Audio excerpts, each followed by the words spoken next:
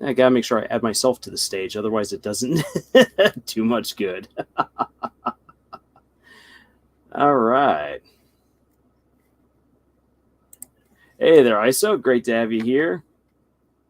Yeah, say I had not added myself onto the stage at first, but now here we are. So we're up and going. Hey there, Shadow Fred. Great to have you here. I'm Omega. Welcome back. Mojo is back as well.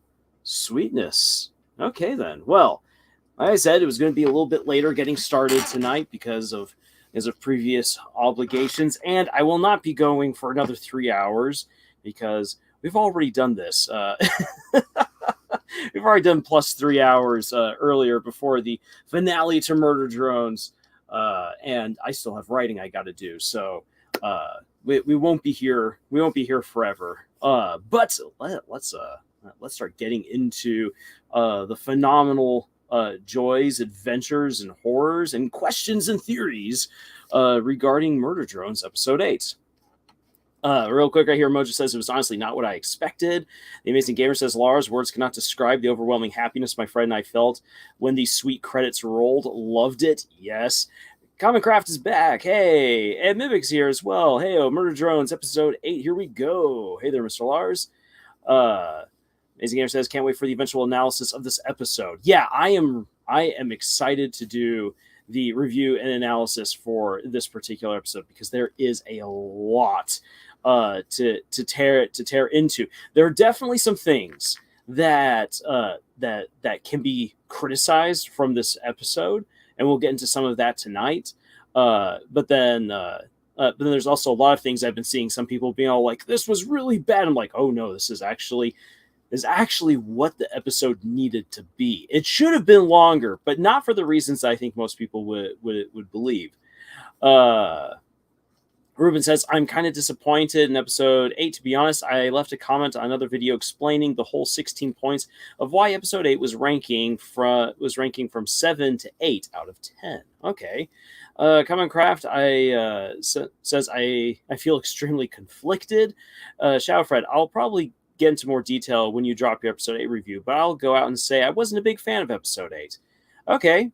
All right. Like, again, I've been actually seeing a lot of people saying that. So I think I'm actually in the minority for this particular episode, but we'll see. I've been inadvertently mentally exhausting myself by subconsciously theorizing about the whole ending. Mimic, hashtag justice for Doll. Yeah, there was no justice for Doll. Common Craft, other than Absolute Solver being defeated. Common Craft says, I saw someone saying that this episode is shorter than it should be, but it worked better by Glitch leaning into it. Now that I've been seeing this, I've been seeing people claiming that Glitch sabotaged this episode. I do not believe that. And my reasoning behind them not being the ones to have sabotaged episode 8 comes down to this is one of their big shows. Like, why would you shoot yourself when you are crossing the finish line? Yes, it took longer to get done than they expected, but they actually allowed Liam and his team multiple months to continue on and then release it when they felt it was ready. And so that kind of trust and everything, like, people were complaining that it took so long to get here, and then they're complaining that it wasn't enough. This episode was exactly what it needed to be, and we'll get into why that was. Movie Sonic the Floof, LOL. Rubens, the combat animation was amazing. It absolutely was. The animation was incredible. Rubens says it was okay, but some scenes I just couldn't take or tank. I skipped every single romance scene. I like Newsy, but come on, I feel like it was a bit stretched. LMAO, but the combat was crazy. Ruben, sadly, no Brayden came back. 0 out of 10. I want a refund. Yeah, no, Brayden did not come back. Shadowfred, for a simple reason, I think Sim was done perfect for this episode and was incredibly like the callback ping scene in the hallway. I just didn't like the stuff done much with the heroes. Comiccraft, I didn't mean that it was sabotaged. I meant that they played into the idea the episode was short by having it very fast paced and stuff. At least is what I understand from the arguments. Oh, I've been reading stuff where people said it was outright sabotaged. So my mind immediately jumped to there when I read your comment. If only Disney and Netflix were as generous as Glitch. Exactly.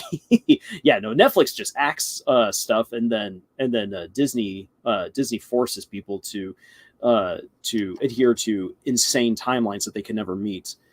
Mojo, the solver was defeated in a way I was not expecting. Yes, or was it, is the real question. Rubens, the things the episode did right, Sin, Jay, Khan, but Nori was just useless? Kind of feels like she should have been revived, not going to lie. Zhao says, do you think Murder Drones will get a continuation because of how much was left unanswered? So let me already dive actually into that question. I would love to see a continuation of Murder Drones. Will it be continued? I don't know. I am going to say if it is continued, it's going to be continued in a way that we're not expecting. A direct continuation of the story and of the characters is going to probably be a no, if we get any continuation at all. And part of that comes down to how Liam set up the end. With the whole like, okay, but like, thanks, bye. And yeah, I'll get into a theory about like what actually is happening there in the ending, because Liam slipped a couple of things into the ending that are meant to actually torture you once you pay attention. Because once you pay attention to some of the little details, you suddenly are like, wait a second. Oh no. And if you do a continuation after you have that kind of an ending, it robs the ending of its bite.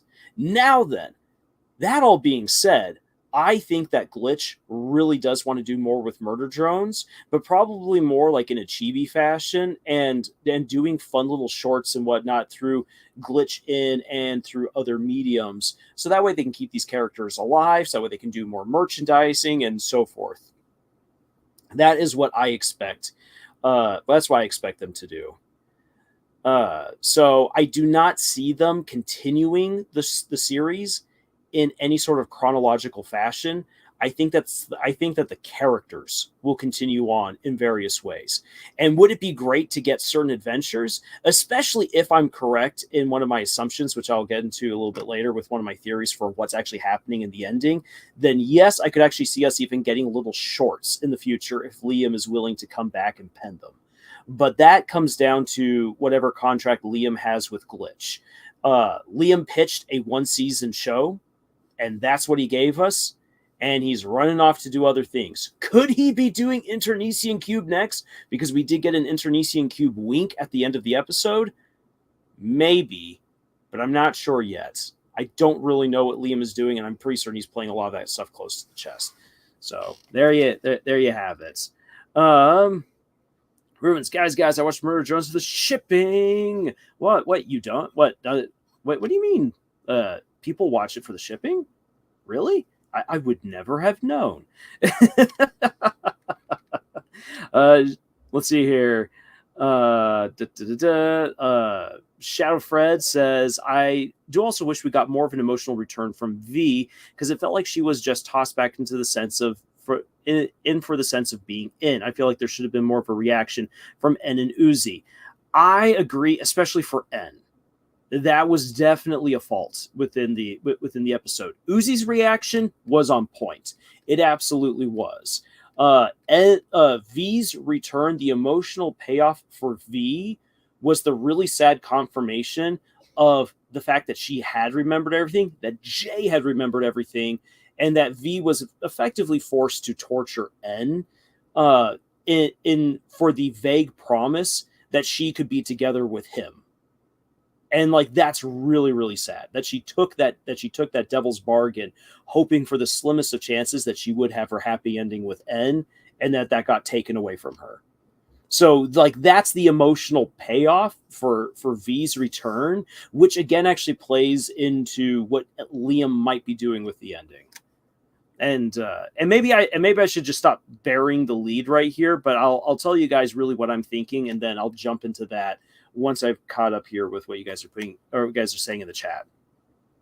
I'm Omega. Well, to be honest, I felt it was okay, though I got a similar feeling at the ending of the Ben Drowned. I don't know of Ben Drowned. That's the first I'm hearing of it. So sorry, I'm Omega. I can't unfortunately comment further than that. Randy Bellwood, in the video description, they said it was the end, but they still want to do more with these characters. And I can believe that, Randy. I can absolutely believe that they want to do more with these characters, but that's the end of the story that Liam wanted to tell. So we're going to see what goes on after this point. But I guarantee that we're going to get more Murder Drones shenanigans, but just not exactly in the way that we were thinking. Jay fake out death number 12. Jay is like a cockroach, but way cuter. She just doesn't die. Doesn't stay dead. Mimic, honestly, with the way the episode ended, it seemed like the perfect way to start a season 2. I mean, Sin is now a part of Uzi. Now, poor Uzi. There's definitely a setup for a continuation, depending on what on what kind of ending we actually got. Moja, I was expecting more lore and backstory. Oh, I wasn't. I was not expecting any lore or backstory. I was going to be happy if we got it, but I was like, there's no way that we're going to get more lore and backstory. None whatsoever, because this is the final fight. Let's see here. But yeah, but Mojo, that being said, I would have loved to have gotten more. I absolutely would have. I knew we weren't going to get it. Zhao, if you look at the credits, there's another Sin-like creature that's clearly different from Sin. Yes. Rubens, okay, now I got a doubt. How the heck will Uzi even be with N when there is Sin just straight up barring her from getting close to her favorite dog? I mean, brother. Yes. Once again, hold on to that. Bad job, V was amazingly chilling line. Yes. Oh, that was delivered so well. Because for one, V's emotional breakdown for the fact of lying to N for so long was very good sequence for her, as she then panics and freaks out when Sin takes N's core and she starts panicking. That was done really well. Commoncraft says it also implied that the original J just got tricked into stringing V along, but cloned J doesn't know that if that's the case, because she talks about it, she doesn't have those memories. It's a little bit hard to tell what memories the clones are dealing with and what they don't. From what Sin herself has said is that she reboots them each time that she moves them when she goes to another planet, but that those memories are retained in some way and can be accessed, as we learned back in episode 5. Hoping Liam gives us the unanswered question, since it's the end of the show, if it even is. Mimic says, "Oh, Ben Drowned is just a creepypasta. It's after your time, Mr. Lars." Okay, all right. Movie Sonic, the ending was sick. Like, damn. Omega says it was made into an ARG in its second and third halves. Oh, okay. Are the humans even still around? Nope. The humans are dead. Okay, so I've buried the lead long enough with this. I'll just come right out and say it. The ending is presented face value as Uzi 1, Uzi 8 null, and by doing so actually absorbed the entirety of the entity's being. Absolute Solver went into her, and she assimilated Absolute Solver. And what that then means is that, hey, like the world is going to go back to some sense of normalcy, though not really, because we get to see that the world moves on. The characters get together into relationships, friendships are formed, the murder drones are accepted into society. Nori and Khan have a chance to meet up again and to start rebuilding that relationship, and everything's just good. People like Uzi now. That is what you then get at face value. There are two separate ways to look, though, at the ending. In the very, very end scene, where then her tail comes up and it's Sin speaking. Granted, it's stuttering, it's not necessarily very powerful, but then says, but tells now a very tired, depressed looking Uzi, you would look cute in a bow, and then puts a bow onto her head. Uzi, who we have seen throughout all of those credits, was very happy, very exuberant, very much in love with En. Everything's going well. And in that moment, you could take it as, oh, it's just she's really annoyed that Sin just happens to be around. But her entire demeanor, her expression, the way the scene is presented, although it's funny, indicates that Uzi is losing herself to the entity. Maybe slowly. She's not gonna change tomorrow, but that a change is happening within Uzi. And if that is true, that would then actually be a confirmation of one of the things I've been saying all along, is how the Absolute Solver takes on characteristics of everyone that it assimilates, especially the people that it takes on as hosts. And so that we've seen elements of Sin and Tessa really be used as the core personalities for the Absolute Solver. And we get to see elements of Sin and Tessa showing up in Uzi by the very end. So you can either take it as it's all really happy and it's all just a bunch of kicks and giggles and everyone's happy in the end, or if just on that one little bit alone, it's not all that happy. Something bad is actually happening to Uzi, and this could be like a ticking time bomb in the future. There is another interpretation of the ending, and this is the one that I actually buy into a little bit more, is that Uzi is dead. Not like dead, where there's no coming back for her. But when she consumed Absolute Solver, she had a fatal error. She went out. There she is. Poof, she's gone. And yet we get to see her coming on back, and we just get this very happy ending for her, which is great. It's great that she gets her happy ending. But then there's little elements that start popping up throughout the end credits that hint that things are not all right. Why cut away to Doll being still dead, like dead as a doornail? There's no reason for that. It's not even like it's maybe it's funny in a very gallows humor kind of way, but it just doesn't seem to fit with the rest of the theme for the ending. Then there is the cracking mirrors, Sin showing up again. Also, the word dead in bold over all the main characters, as they seem to be potentially celebrating Doll's life.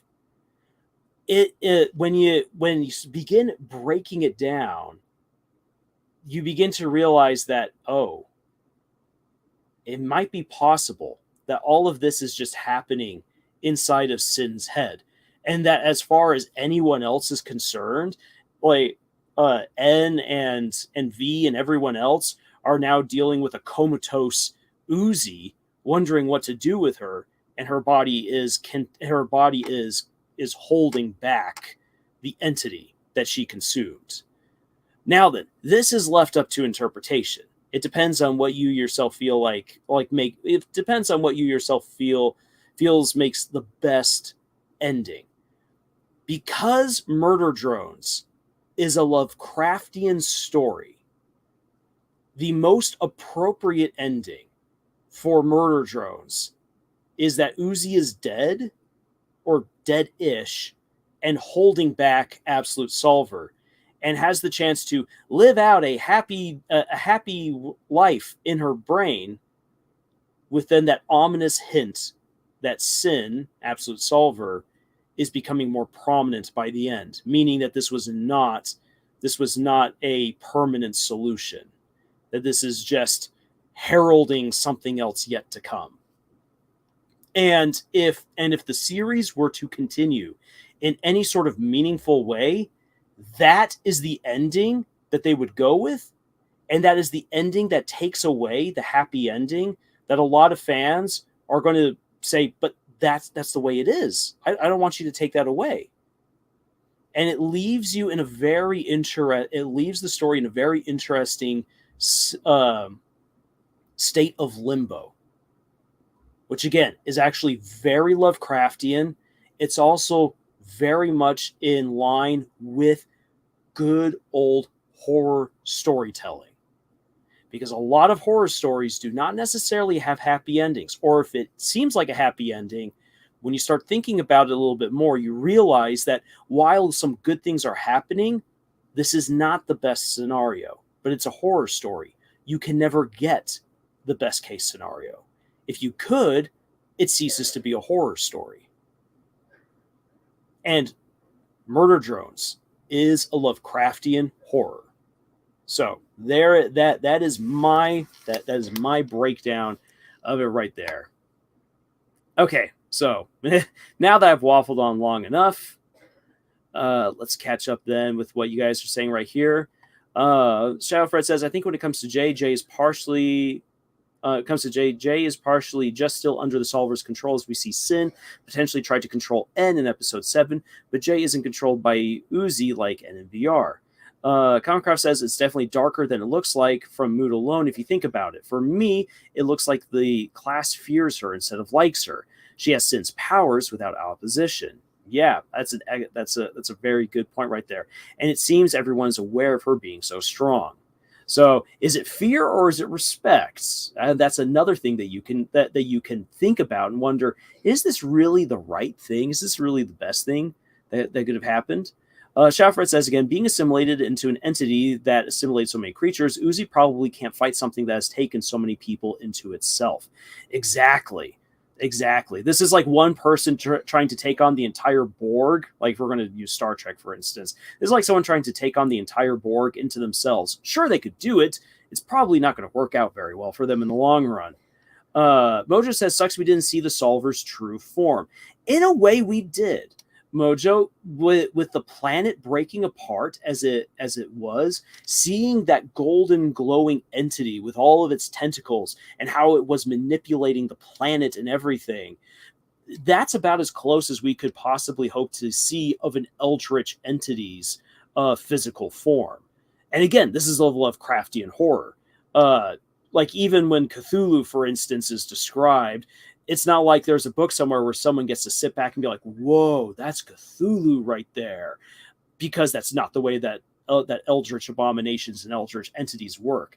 They are vast. They are overwhelming. They are unknown. To see them is to go insane because they don't make any sense. And so I think that, honestly, we did get to see the true form. If you think that there's another form that it might have taken that would have been truer to itself, then I'd say go ahead and you can try to create that. But I think that we got about as close as we were going to get to the truest form that this creature could take. Let's see here. Shafred says, as well, we got in the mirror, Uzi flickers like a hologram, and it looks like something else for a moment. Exactly. Something else is happening. And it's an ending that that begs of you to keep coming back and looking at it again and again and again to try to figure out what is going on here. And I love that, because that is how a good horror story should end. Good Cobra says, Glitch Productions themselves said that though the series was over, they may do more with Uzi and N. Of course, because Uzi and N are some of the most popular. They might also do some stuff with V and with J. Because they are also popular characters, and because there's merchandise to be had. They've got Glitch in, and N is one of the most likable characters within the pantheon of Glitch characters. Of course, they're not going to let go of him yet. They're going to be doing stuff with him, and because they own the rights, they can do whatever they want. Liam was just the showrunner. He sold his story to them for the chance to make it. And that's just the way that video, television, and movie production work.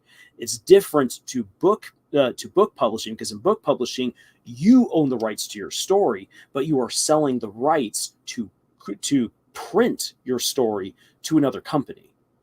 And that's the difference between Hollywood and film and television versus books. So what makes me makes me wonder, does the Solver itself like the hairbow, or did it retain elements from Sin, who got it from Tessa? I think that it's leftover elements from Sin and from Tessa that the entity took. That would be my guess. Dana says, Bryn, the episode 8 has bad writing. It's not a perfect episode, but it was a really good one. And I will get into some of the things that it didn't do quite so well. Mojo, Jay-Z is seen rebuilding the pod. Where even is she going to go? Who knows? Who knows where she goes? The raid will fail. Whoop.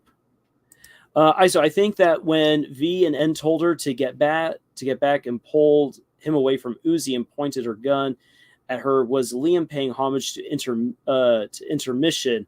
That's just speculation. Maybe it'd be fun to hear more from Liam about what all went to this episode. Dennis, you're going to bed. I hope you sleep well. And he restates the episode's bad writing. Holasaka is here. Great to have you here. Gavin Linville, great to see you. And John Wells is here. What's up, y'all? Hey there, John. We're right now talking murder drones. And then we're going to talk about writing a little bit later. Then for Mimic, yeah, it's like the end of the movie Coraline with the cat disappearing out of view, and it feels like things aren't really finished, and the other mother might still be alive. Yep. Concraft says, I think the reason Uzi could keep Sin at bay is because of the patch. Also, did anyone else notice she took the patch, yet Sin can still attempt to possess her? It is not, ironically, an absolute solution. Mimic says, or if Coraline will end up the next other mother type of creature instead. Very Lovecraftian indeed. Moja says he's got it figured out. All right, the Solver in episode 5 used holograms to make Sin look like a worker drone, while really it was an eldritch monster. What if it's now the same with Uzi, and the Uzi we see isn't real and is a hologram? Potentially. Or that's just an example of how she's being taken over by the entity. And is slowly becoming that eldritch abomination, which is like, whew, oh, that's again stuff to think about. All right, so when do we get our fleshy, bloody Solver core merch? flesh and blood included. I don't know. We got to pester Glitch for that. I think Liam doesn't mind not owning the story because he said he created murder drones for Glitch. If they didn't accept the pitch, he wouldn't have reused it. And I agree. I do agree with that. John Wells, I would love to see a Sherlock Holmes versus Cthulhu, or at least a battle against some Lovecraftian ideas. Hey, John, watch the last episode of Murder Drones, and you will get a full Lovecraftian battle going on. Shoutfred says, I imagine that one day N and Uzi are hanging out as her expression is blank, her hands starting to twitch as she's trying hard to resist, and we hear her call back ping as the Solver tries to win. While Uzi is now an eldritch monster.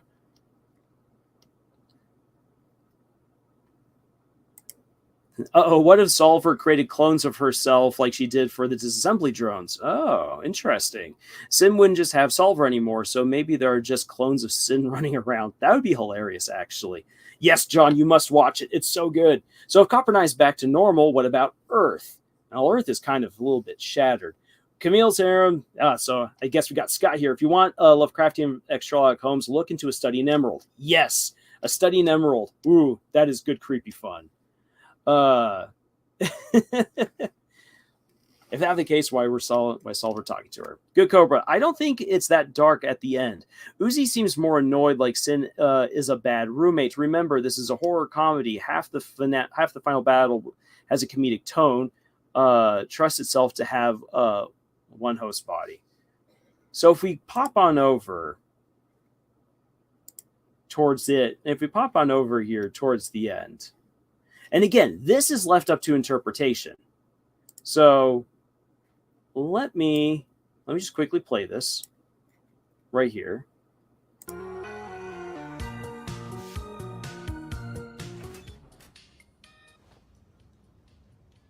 Looking around.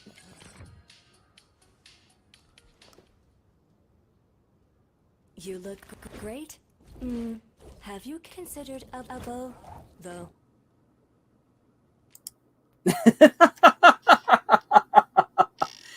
Okay, then. So that right, this entire moment right here. Yes, it is funny, but the way that again looking at this moment, Uzi is all by herself. As she opens up her door, she looks to make sure no one else can see her. Looks into the locker. There the mirror's cracked. We get the holographic image weirdness going on, and then Sin appears through her tail, begins speaking to her, and you can see she does not look happy. But she's also, with all of those extra lines animated under her eyes, she's exhausted. She's drawn. Those are not the lines of someone who's angry. If they were angry, the lines would be closer to the center of her face to help to emphasize that anger. But those are the lines of someone who's tired and drawn, and is kind of on a precipice, a personal precipice, and that is when Sin shows up again. Yeah, she looks sleep deprived. Yeah, she looks exhausted. And honestly, I want Sin to be my life coach. Hey, Sin, can you give me a bow and tell me I'll look great in it? Uzi's got bags under her eyes and her visor, and she looks like she's tired, trying to continue fighting something that she thought she beat, but in reality is ready to assimilate.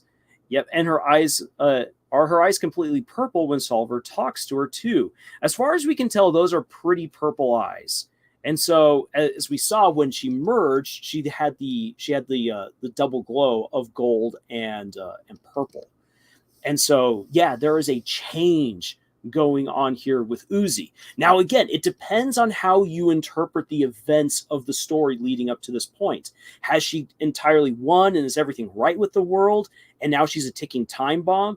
Or is this all playing out in her head? And we see that, and this is the moment where things are beginning to start cracking and falling apart with this happy facade that she's been living in. It depends a lot on your interpretation. And again, you've got beautiful eyes over the garden wall. Oh, she does. Scott, let me show you these gorgeous peepers here. I personally myself like the idea of her being dead-ish, holding back Absolute Solver, because if you wanted to continue on the story in some really interesting, horrifying ways from this point on, you could have the adventures of Uzi inside her own head and the world that she's made there and how it begins falling apart, playing juxtaposed to the reality of what Copper 9 has become and how her friends and family are trying to move on without her, without realizing that she's a ticking time bomb. And that you can have so much fun with that. There's a lot of possibility there. So, all right, look at those gorgeous peepers right there. We got our purple golden eyes. Alert McGurk, I'm a little late. What are we talking about right now? We're talking about the finale to Murder Drones, and look at those gorgeous peepers that Uzi's got. I agree. Purple and gold is a fun mix. Yeah, just like our Camille's Harem logo, actually. Common Craft says, I remember of Jujutsu Kaisen when Yuji mentioned being able to hear Sukuna all the time, but he doesn't hear it unless he manifests a mouth on Yuji. It sounds like Uzi is in the same boat with Solver. I like that. I like that idea, actually. I think that's really good.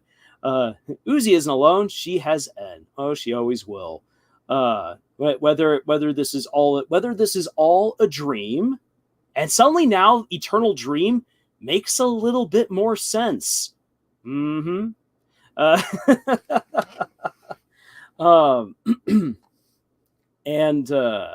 Yeah, purple and gold go fairly well together. But yeah, suddenly Eternal Dream makes a little bit more sense if this is all actually just a dream that where she's trying to hold back Absolute Solver.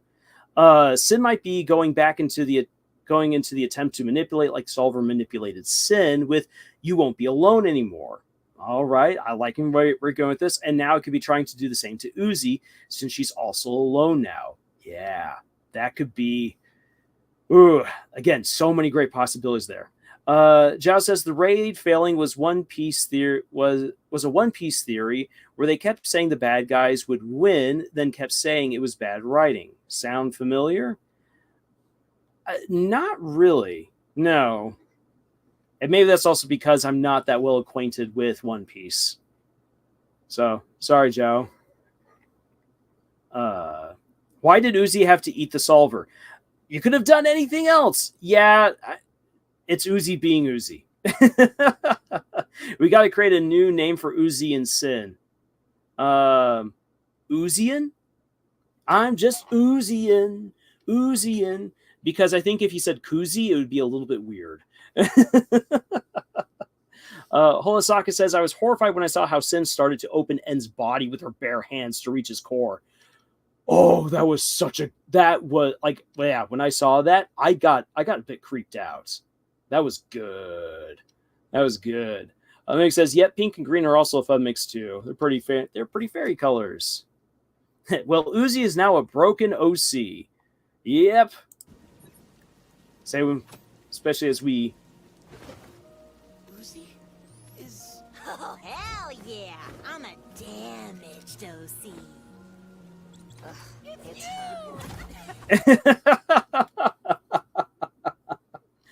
Oh, Uzi. Never change. Although Absolute Solver is going to try it. I'm just Uziing through life. Yep, you know what? Right there, Mimic. Maybe that'll be a new turn of phrase where you just all like, life is going great. I feel like it's falling apart. I'm just Uziing through life.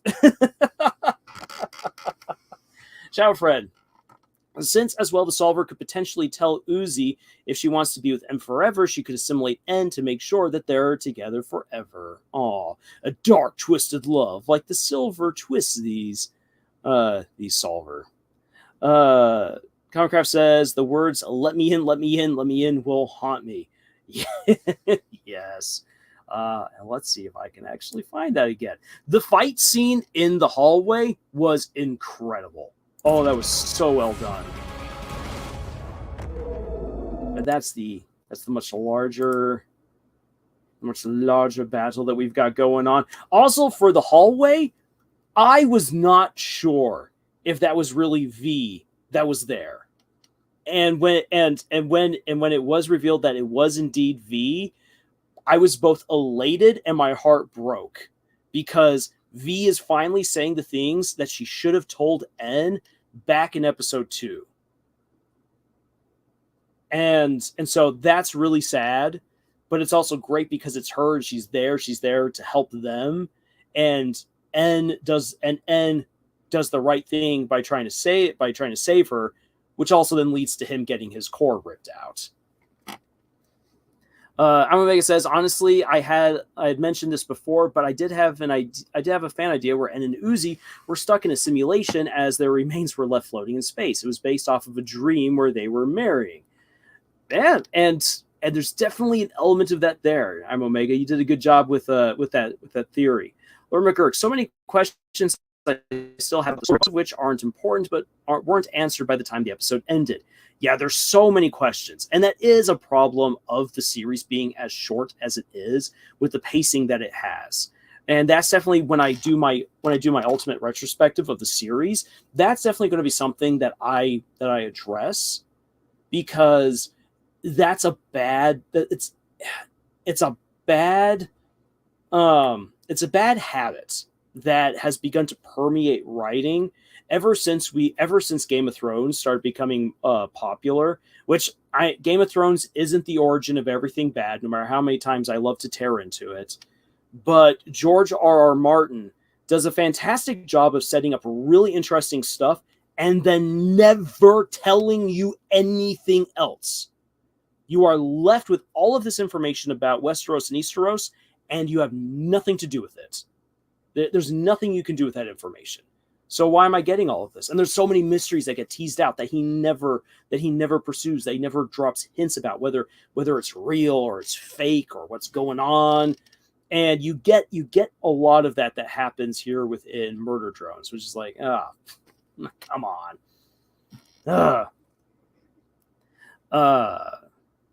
Let's see here. You dropped this, silly. What if Uzi just creates like a Murder Drones version of WandaVision? Whew. Oh no, we know how WandaVision ended. But that leads us again to some good horror territory. Solver didn't even act serious during the entire fight. I think that comes down to the fact that Absolute Solver felt that it was going to win no matter what, and got completely taken off guard. Got caught off guard because of its hubris, and then eventually was defeated. I absolutely agree that since V really needs to open up to N, so much was said there, and she had a fantastic emotional breakdown, just like N had his breakdown to go save V, which and added to it. And so hold on, suffering through creative gut punch right now. Be right back. Got to record this. Go on ahead, ISO. That's the right thing to do. Record what's coming to you. And yeah, it looks like Uzi did some damage to the Solver's true form. Fun fact, we doubt it. The fact that we doubt it is V at first shows just how good Solver is at using paranoia. Exactly. Being a broken OC makes perfect sense in hindsight. Everyone's okay except Doll, and Uzi's still alive, but now she's permanently altered and damaged thanks to Sin, hence a broken OC. Concraft, the fact that there is so much Game of Thrones fanfic is telling. Yes. Alert McGurk, like we still don't know why the Absolute Solver wanted to destroy everything. I think that's really just mostly within its nature. Like any good eldritch entity or abomination, it just has its nature. It just does what it does. And it's horrifying to us because we don't understand it, and it feels unstoppable, or in many cases, it is unstoppable. That's part of the essence of Lovecraft, of a Lovecraftian horror. It's you fear what you don't know. And if you don't know why this thing exists, or why it does what it does, or how to even stop it, even if it was just a giant teddy bear roaming throughout the streets, knocking over buildings, it's a giant fluffy teddy bear. Hooray! But the fact that it's creating so much destruction, no one knows where it came from, why it's doing this, or how to even stop it. The big fluffy teddy bear suddenly becomes a horrifying menace. Now imagine taking that concept and then you apply it to a world-eating entity like Absolute Solver, and then it becomes truly a Lovecraftian beast. Camille Sarum says, writing is about building up the world, but it's not real life. You can't possibly put in as much detail as is available in the real world without losing your readers. And that's true. You have to pick and choose what you want to show to your readers. Make your words count. And again, that is absolutely true. And I'll be getting into that when I do my larger retrospective. But to give you kind of my thoughts on this is that we get a bunch of details, especially in the visual storytelling, that are just fantastic. They help to bring all these things together. The thing is that because Liam Vickers, especially for the first 4 episodes, doesn't really make it clear how much time is passing, the fact that Uzi can master her power so quickly, the relationship, or say the friendship that V starts with Lizzie, and what Doll is doing in the background leading up to her reveal, all of these things would have been great to have to help put into context what are meant to be powerful emotional moments or twists later on. But because we don't have that detail, it then begins to fall apart. Scott says it's very easy to overwhelm your readers with a bunch of world building, and you don't want to do that. You want your world building to count. It needs to make sense for the characters and for the story that you are telling. And if it's just a fun little detail, then it should just be a fun little detail and not take up much space beyond like a sentence or two. Make your words count. Liam Vickers, who is telling a very fast-paced story, had to prioritize the funny moments and the horrifying moments and the character building moments above a lot of things that would have been nice to know, but also the pacing and the limited episode count prevented him from really connecting dots in a way that would have made the story way more concrete and way more fulfilling when you reflect on it. And that is definitely a mark against murder drones. But personally, I just say that is me being actually like critical and looking for something to not to necessarily tear it down, but to say this is what they did well, this is what they didn't do well. This is why it wasn't done well, or why this element is actually a bit of bad storytelling. So that way we, as other authors, can learn from that mistake and hopefully improve our own writing. Good Cobra says, I still don't think Uzi is in a coma, but rather Sin is trying to manipulate her, or it's a Dr. Jekyll and Mr. Hyde situation, which is also very possible. Going to have to make a part 2 of this comment due to character limits. Yeah, that's the way it goes. Holasaka says, unfortunately, we barely saw N interact with V on this episode when she opened up to N. And yes, that is... Oh, that's such a drawback. Like, when people said that the episode is short, it is. It absolutely is. The episode does everything it needs to do for the plot, and it does everything it needs to do for Uzi.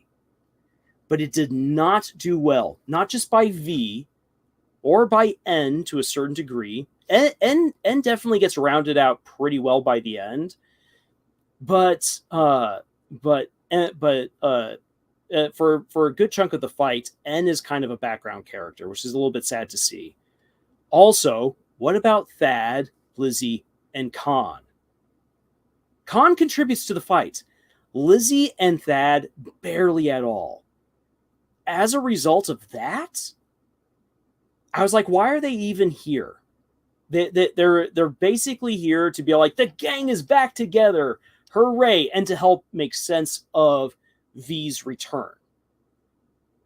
But beyond that, they didn't do much to help, and especially Thad, which is just sad. I would have loved to see Thad have another epic moment like he did in episode 1, and he should have had it.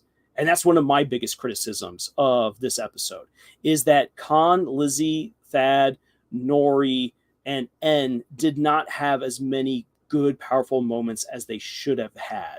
And as someone who is currently writing the rough draft for a book that has tons of main characters in it, it's the last book in the series. Everyone's supposed to have their own epic moment, or a moment where their character arc comes full circle, or that maybe their character arc isn't completed, but the reader can be rest assured that that character has now been set on a good path for them in order to move forward with their lives.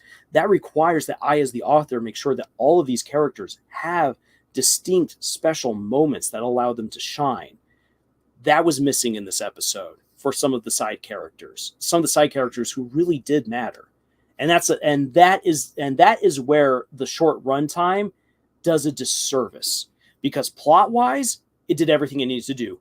Action-wise, did everything it needed to do. Uzi-wise, did everything it needed to do. Absolute Solver did everything it needed to do. But for the side characters, not so much. V comes full circle mostly. J comes full circle.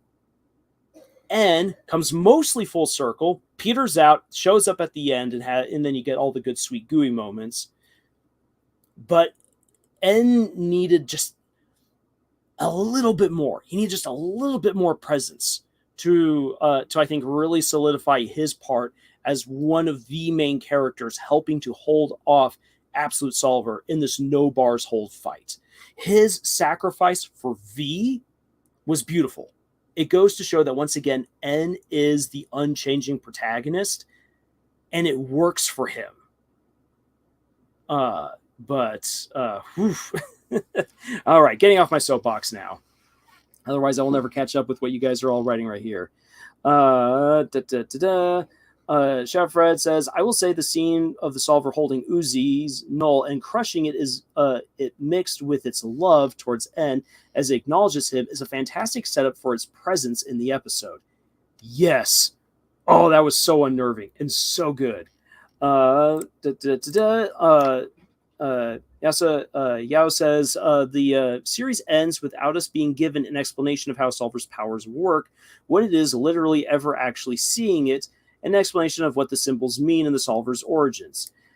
And yes, that's definitely the way it goes. But again, this is a Lovecraftian horror. You're not supposed to understand what the monster is, because once you understand it, you no longer fear it. That is an essential element of a Lovecraftian horror. Good Cobra says, Glitch uses Uzi and N in their marketing, especially Glitch In, and Glitch did say that they make more stuff involving N and Uzi, so the coma wouldn't fit in that plan. Stand by for part 3 of this comment. I would like to see how you try to go, because I think that it would, but we'll see. Yao says, plus seeing how Uzi deals with having to share a body with robot Satan would be very interesting, and I would like to see that as well. Mimic, yep. Pick and choose your battles. In this case, an epic murder robot space battle at that. And it was epic. Epic murder robot space battles for the win! V and N definitely deserve for interaction time throughout the episode, especially for a pair of characters who Liam has toyed with or heartstrings with when it comes to their connection. Yes, absolutely. Concraft says there was a community post on Glitch that revealed that the solver symbol that appears in the hands of the characters and even the solver symbol itself each is a counterpart to a modeling tool. Oh, I did not know that. That's cool. Honestly, I would have loved to see V come in and save N and Uzi while fighting Sin, while Uzi, Thad, and Khan are still fighting J. Yeah, that would have been actually really cool to see. I guess Thad gave Uzi her gun. Yeah, he did do that, but I would like to have seen him actually do more. The gun she barely used. Yeah, I would like to have seen it a little bit more. I do, however, think that N will once again have to fight for Uzi and his happy ending if Glitch makes a sequel series.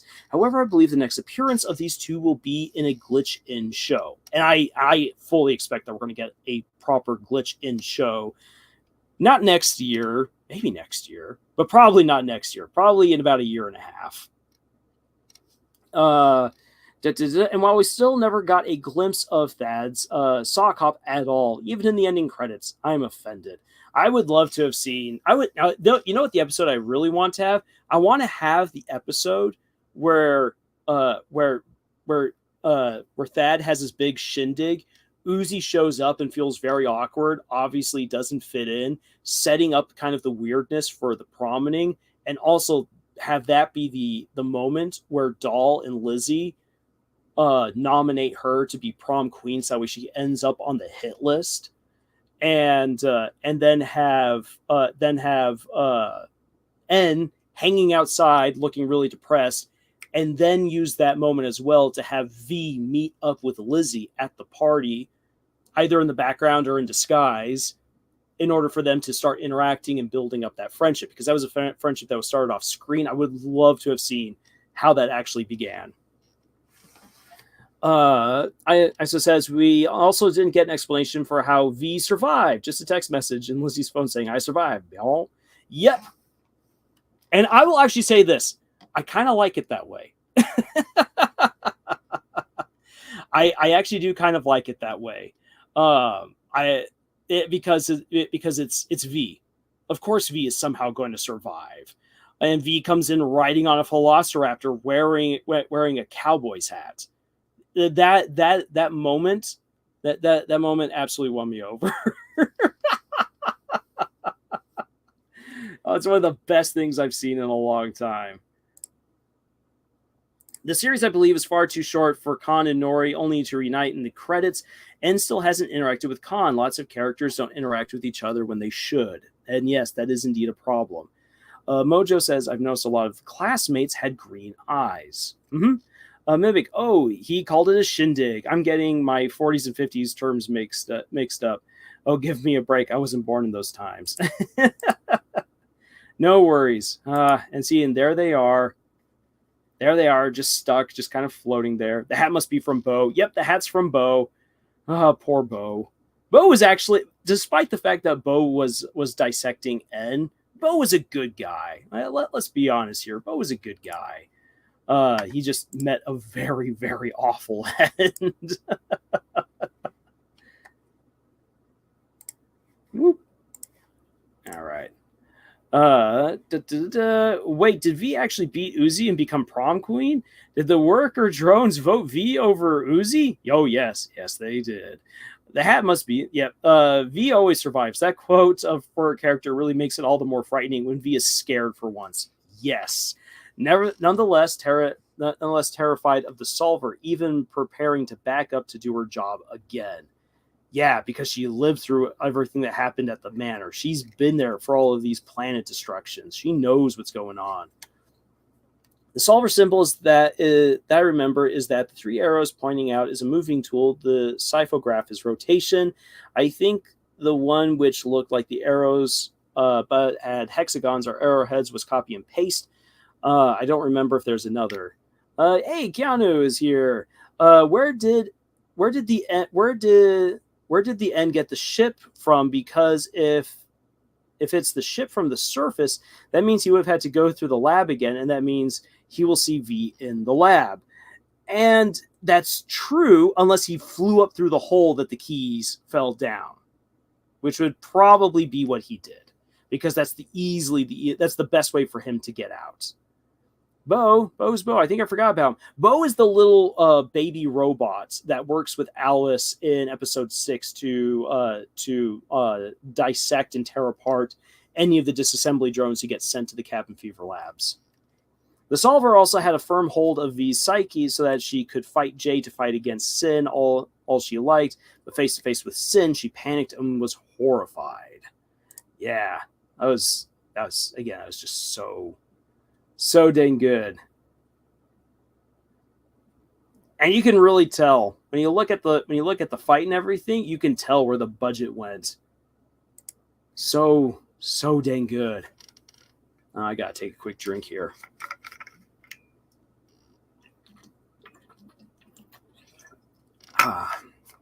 Good water. If I had a nickel every time a girl worker drone called V hot, I'd have 2 nickels, which isn't a lot, but it's weird that's happened twice, right? Lizzie in episode 2, Uzi in episode 8. Hey, it's V.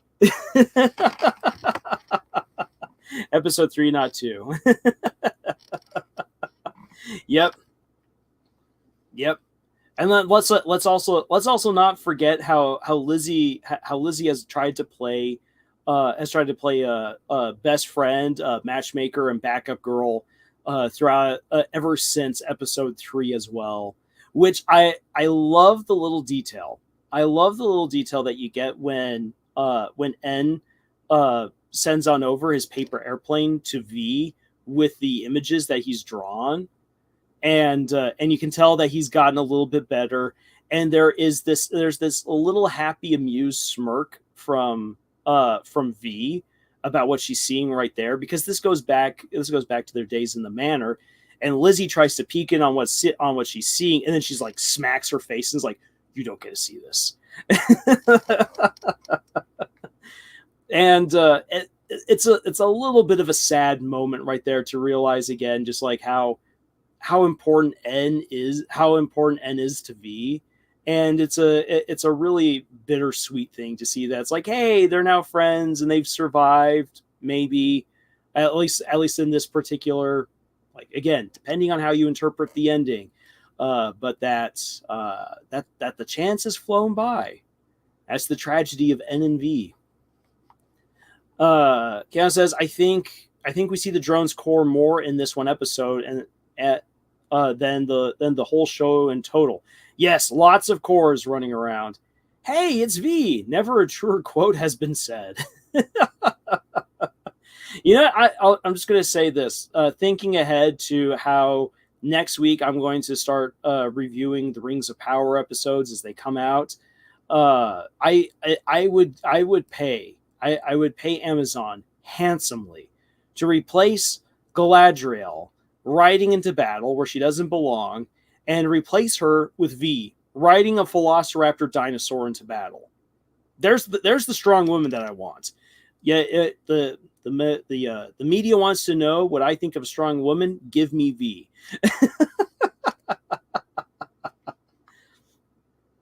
Comcraft says, fun fact, I recall Bo should have been in a grown body already. I heard that Liam said that baby drones only keep the baby bodies until they won't kill themselves on accident.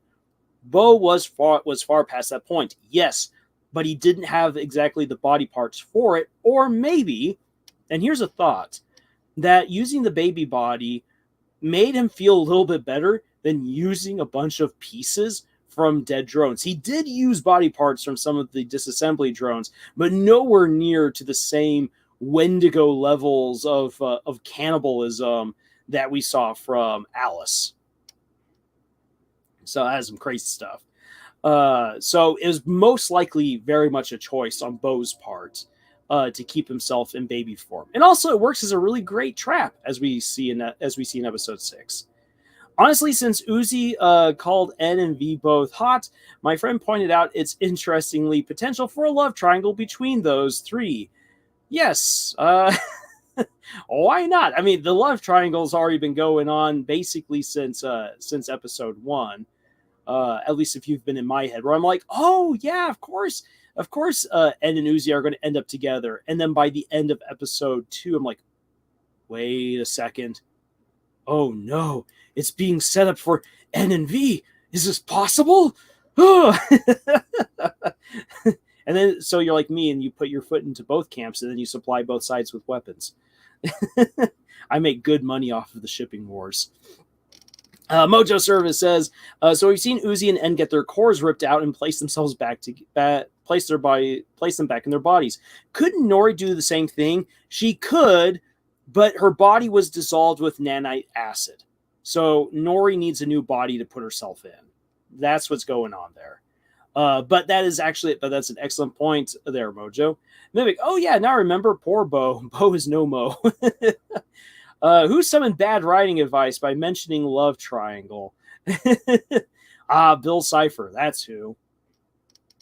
All right. So, so we've been at this for about an hour now, and as I had said at the very beginning, I am not going to do another 3 hours worth of live streaming because I've got writing to do. I've already been here at my seat in front of my computer for more than 3 hours for the pre-game watch party. So let's start shifting gears here. And thank you actually to everyone for your insights, your comments, and your perspectives on this episode thus far. And I'll say this, like, even though I'll defend this episode because I think it was a lot of fun, if you didn't like it as much as the other episodes, I'm like, that's okay. And I think it's good to properly put into words why you feel like it wasn't as good as it could have been. What could have been done to improve it? And that's something that when I do my review and analysis, I hope that I can be just as honest with saying what things I believe work really well and what things also don't work that well, what could have been done better. And since this is an indie project, yeah, they could have easily have added more time to help give better moments and everything. It's just it comes down to the pacing. The reason why like the pacing works for this episode is because it's almost all battle. And so you just get this fantastic end battle that works out really well. And when it does slow down, it slows down for the horror rather than for the let's do a backstory. Let's have a character moment. It knows what it is. The problem is that going into this finale, we were missing some important information, and there were characters who were left to the wayside. So there will definitely be things to talk about for the review and the analysis, and I think that I think we're going to have many conversations still in the future about this show, which is great. I think that that's really, really good, and that's going to be one of those things that helps to keep this show alive. And as I said during the previous live stream, pass Murder Drones along to someone else who hasn't watched it. I actually just recommended the show this afternoon to a friend of mine, saying like, hey, when you have the chance, binge watch this, and then tell me what you think about it, because I think this could actually be like really, really good, or that you will find that it's really, really good. That's what I should say. But you can tell Lizzie wants N and V to potentially be together by her reactions to N's photo. Shadowfred, you and I are thinking along the same lines, and also think back to like episode 4, how she was trying to figure out the right thing to tell V when she was having a problematic moment with N, and she was trying to be like, oh, N and Uzi together, ew. Well, you're too good for him, just in case he doesn't choose you. And V's just like, yeah, no, like, I'm not telling you what's going on, but like, I'm sacrificing everything for that dumb little drone over there. Envy have such a tragic relationship, like you said. I lean more towards Envy, but I do respect Liam's choice to go with Uzi and N, even if it pains me to leave N and V in such a tragic state. Shadowfred, that is the healthiest way to approach this situation as a shipper. That's great. Because you can say, I really like this potential couple, but I respect what the creator did, and I can see why they did it. And when you as a shipper can do that, that's like, oh, you have transcended. You are above the shipping wars. And that's where we should all be. Either V told Lizzie she still liked N because Lizzie told V, hot, not hot. You're too good for him. Mojo, we'll meet again, Liam, on some sunny day. N and V are tragic in the series, hands down. Yes, absolutely. Happy to have gotten to give my perspective. Looking forward to hearing your full perspective on the episode in your video and giving you my more detailed opinion. Yes, if any of you like want to drop like your full on huge review when that goes down, by all means, please do. I'm looking forward to reading what you guys have to say. And I'm genuinely happy and excited to see that even if there's a lot of people who haven't been altogether 100% pleased with this episode, that there's a lot of good conversations going on, and that's great. I'm going to hit the hey, so good night. Hey, Fred, thank you so much for sticking around as long as you have and for sharing your perspective. It's been great. Good Cobra, this episode worked with what it had, but it's constantly handicapped by its runtime and not many episodes coming before it. Amen. I like my suggestion, I gave this a week ago, and I'm going to say it again. If we could turn back the clock, grab Liam by his lapels and be like, this is what you should do. Because I think that this is ultimately the story that he did want to tell. Tell him, split it into 2 seasons. Episodes 1 and 4, with everything in between that they need, make that its own season and expand those episodes to 8. Episodes 5 through 8, work with that. You can make that 8 episodes and still add in a lot of great world building and other really fantastic moments, and then preserve the horror, the fun, add in the greater character development and world building that would have paid off just beautifully in this fantastic conclusion. This episode was so much fun and awesome. I wish it was longer, but I digress. Still super fun, and Glitch crew really outdid themselves. Murder Drones was truly a cultural reset. Thanks, Glitch. It was. I love that Glitch came around when it not Glitch. Well, Glitch. I love that Glitch is around because they've been doing a great job with indie animation. But I love that Murder Drones came around when it did, and that it has stuck around as long as it has to show that indie animation can survive in a competitive environment. Look at how amazing this is. This fight scene is just absolutely incredible. And oh my gosh, like you just don't see stuff like that from most major studios anymore. And the writing was just so much fun. Actually, when we pause this right here, we got V gnawing on the raptor, and there it is crying. That's so good. But yeah, it came around at such a good time, because I remember in 2020 and 2021, people, when they were talking about storytelling, I had so many people saying to me in one way or another, it seems like good storytelling isn't a thing anymore. Like, we've lost it. Where are we going to go from here? And there's so many people who've blackpilled and said, like, everything is just awful now. Murder Drones proved that you could do an amazing dark comedy without it being raunchy. I'm looking at you, Rick and Morty. That you can be hilarious without being raunchy. You can be dark and not go too over the top. You can have fantastic characters that really break the mold of what people would expect. And it's great to just see a story pitched to and succeeding to connect with older teens and young adults. Hollywood doesn't believe that people in their 20s can be reached. They don't. Hollywood writes off everyone in their 20s. If you are 18 years old to 30 years old, you don't exist to Hollywood. Glitch Productions believes you do.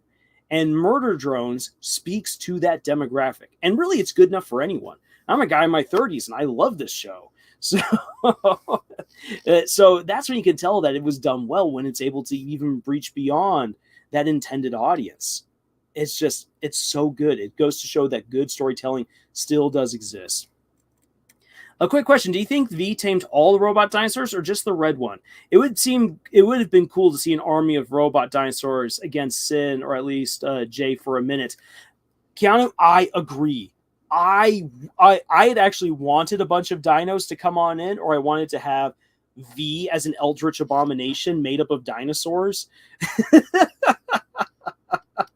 fighting. Either one would have been great, but what we see right there works out just fine. I think that the red-eyed dino works out the best for her riding into battle, because that same red-eyed sentinel is the one who singled her out and fought her in the one-on-one match, and she beat it. All the others are mindless sentinels who are homing in to kill her, and she most likely wiped them all out. And this red-eyed sentinel is because of its interaction with Sin, is a cut above the rest for whatever reason. So it actually works really well that V subjugates the most individualistic of the raptors, of the sentinels, and rides that one into battle, because it's the one that is the most divergent of all of its robotic peers. Lord McGurk, last time a drone dated an edgy drone, they started building doors, and is now Con 2.0. Canon trust. I don't know if I want to see Endo running around wearing a mustache. That just doesn't look right in my brain. Chris Septical, I'm starting to wonder, with the conversation between V and J, V knew that Tessa was Sin. That is an excellent question right there. Did she know? I think based off of what Jay says, how she had been, how if she said, if I can promise you anything, I was tricked as well. I think that with that line, if we take that line to be true, that V knew very well that she was working for Sin, and I don't think that she knew that Sin was wearing Tessa's body. I don't think that she did. However, if she did know, that puts episode 6 suddenly into a very different light, because then all of the glares that V is giving Sin is not like, I don't trust you. Instead, it's, I don't want you here. I am doing my job. We have a bargain. I am being the best drone possible. I'm helping you out. You leave N alone. That is how we can start interpreting her glares, if it is that she did know that she was actually in the presence of Sin. It's a little bit of a toss-up right there. That is, man, oh, that's such a good question. That's such a good question. I would love to actually have that elaborated on at some point in the future. So thank you for posting that, Chris Septical.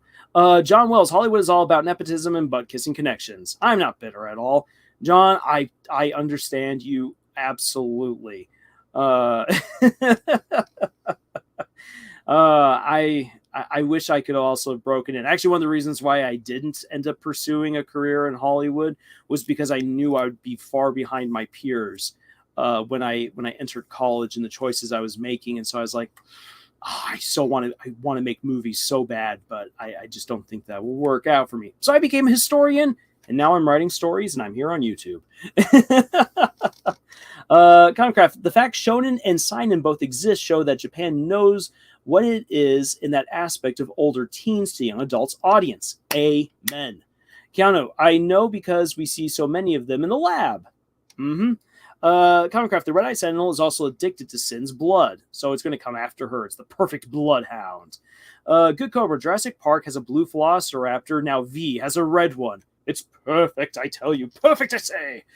Glitch realizing all these indie series reminds me of when channels like Cartoon Hangover and Channel Frederator used to release their own indie series projects, like Bee and Puppy Cat. Very nostalgic. Yeah, and we need to return to that.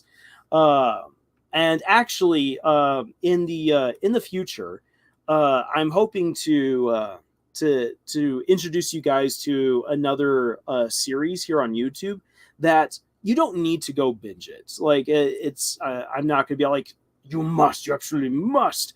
But Olin Rogers is an absolute legend for showing how you can absolutely stick it to Hollywood and do some amazing things.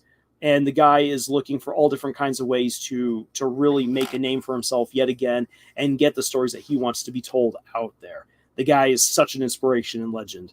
And so I hope to introduce you guys to some of the stuff that he's been doing to show that it's not just indie animation that's been killing it, but that other indie creators are really trying to find new and creative ways to circumvent Hollywood to tell their stories.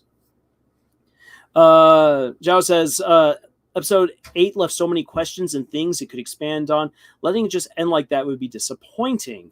Yeah, say, I would love to get more. I don't know when or how we're going to get it. I know we are going to get more of Murder Drones, but I don't think we're going to get the continuation that we would have all liked to have seen, which is a little bit sad. But again, it all depends. Who knows? If we get it, it will be amazing. And I'm absolutely here for that. And I would love for Liam to start like dropping lore bits. And heck, I'd be willing to pay. Like, for instance, I have right next to me the Book of Bill. Imagine if Liam Vickers and Glitch got together to do like a lore book for Murder Drones. I'd buy that. I'd buy that in a heartbeat. WTVR official is here. Yo, great to have you here, WVTR. John says, I took some film classes at NAU and the ego was just way too much. LOL. It didn't help that we straight up told some producers that their ideas sucked. Yeah, that's the producers these days are so weird because producers fancy themselves creatives, but you find out that they've had in terms of creative experience is spending time with spending time with actual creative people, not actually doing anything creative themselves. And as a result, their work just isn't all that good. They've got horrible ideas. En is here. Yay, En. Great to have you here. Glad that you survived the finale. Tipple Productions. I've been crying for hours because I don't want this to end. Tipple, the best I can say is that I know how that goes. I've been there so often. But if you're gonna cry tears of happiness because we got something so amazing. And in many ways, this isn't the end for Murder Drones. I think that the fans are going to do some amazing stuff. I mean, I thought that after this year, I was going to be done with doing a lot of fan fiction. But after seeing this, I'm like, dang it, I got to write a fan fiction. I got to write a fan fiction to do how I would continue Murder Drones after this point. Because it's so good. The soil is so fertile for so many great stories to be told. Count says it would be nice if they did a season 2, since in episode 6 we saw that there are other drones on other planets, which means that there are more secrets and ideas to do. Exactly. There's so much more they could do. And I would love it if we got a season 2. I just don't know how or when. That all comes down to Liam. Because even though Glitch owns the rights to Murder Drones, Luke and Kevin strike me as guys who understand that if they were to take the project away from Liam and do it themselves, that they would instantly lose a lot of fans' respect. And that would be a death knell for their projects and for their channel. They would not do that. That's such a bad business decision, and they've been doing a pretty good job of making some savvy business decisions thus far. So it makes me think that if we do get any more, they will definitely bring Liam back on to see what else they could do to expand on the universe of Murder Drones. Mimic says, yep, Japan does a better job when it comes to making indie content for teens and young adults. Heck, even the stuff they make for kids have deep and relatable messages put in them. They absolutely do. And I don't understand where Western creators went so wrong. It's not, I mean, there's plenty of messaging, but it's the kind of messaging where it's like they're beating you over the head with a lead pipe rather than telling a great story that has the message embodied in the way that the characters act and live. That's the way you want to go about it. Zhao says, I think it should be like a movie or a longer episode where the main characters actually fight, interact with the main antagonist. Crazy, I know. ISO says, we can't say goodbye to my silly little robots. I must fan fiction. Better yet, I must good fan fiction. Exactly, good fan fiction. That's what we want to write.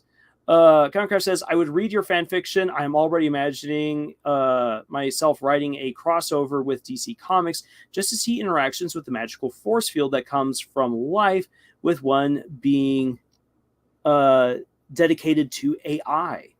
I like that. And Comicraft, I hope that you start making that, because I think that would be really, really good. Okay, then.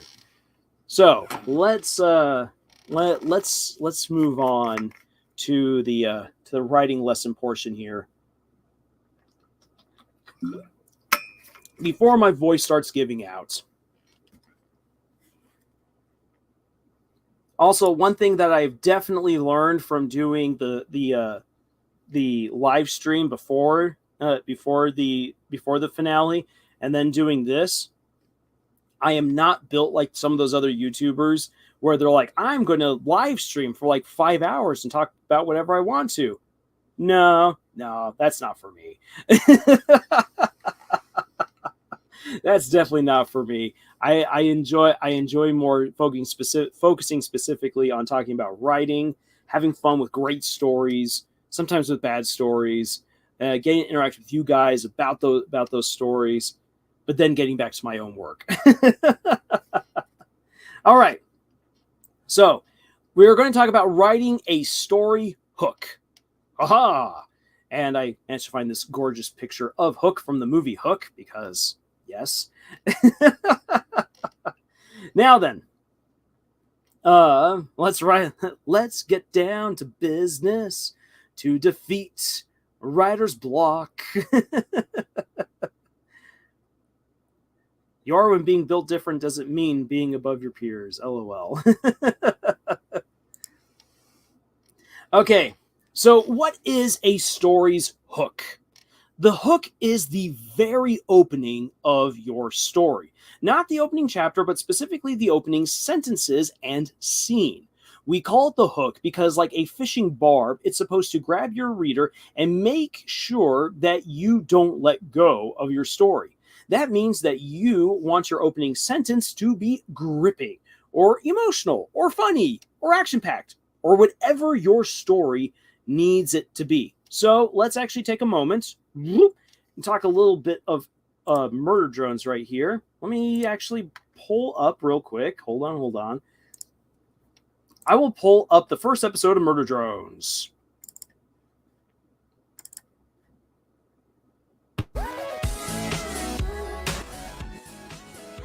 All right. So let's have a look at Liam's hook. We're going to come back to this because I want to talk, because I definitely want to break down good versus bad hooks for writing.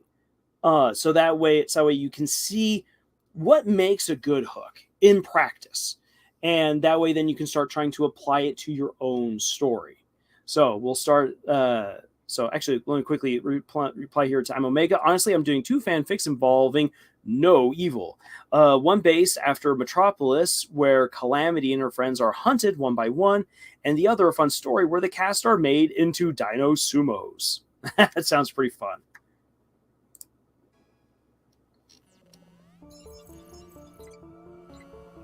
We are worker drones. Autonomous robots helping humans mine exoplanets for our interstellar parent company, J.C. Jensen in space. Okay, then. So right there, 2 sentences in, there is your hook. So booting up exposition, we are worker drones. Granted, the music, the animation, and Uzi's great voice definitely helped to sell the opening, to be like, oh, okay. I like the music is creepy, but the voice is snarky.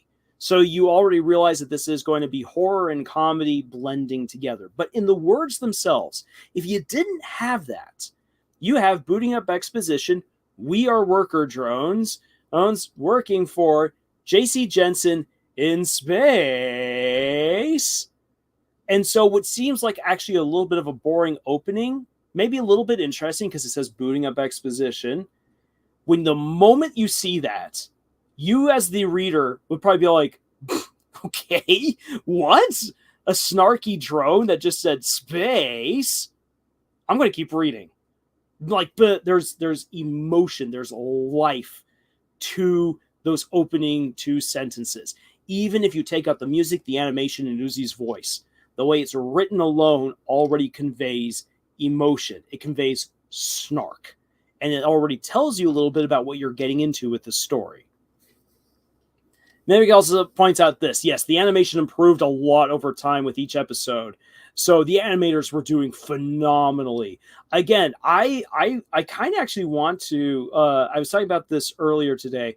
I kind of actually want to take a lot of the more recent animation stuff that we've been getting from other studios and put it right up next to Murder Drones and show how these indie animators are creating high quality content to actually compete with Hollywood. It is phenomenal. Darkest is here. Yay! And you fell asleep working on art. At least you were working on something you wanted to do. We were mistreated in the name of Windex, but it's not like we revolted and killed all humans or anything. So yeah, we were worked to death in the name of Windex, but it wasn't like we revolted it or anything. Mostly because they handled that just fine all by themselves.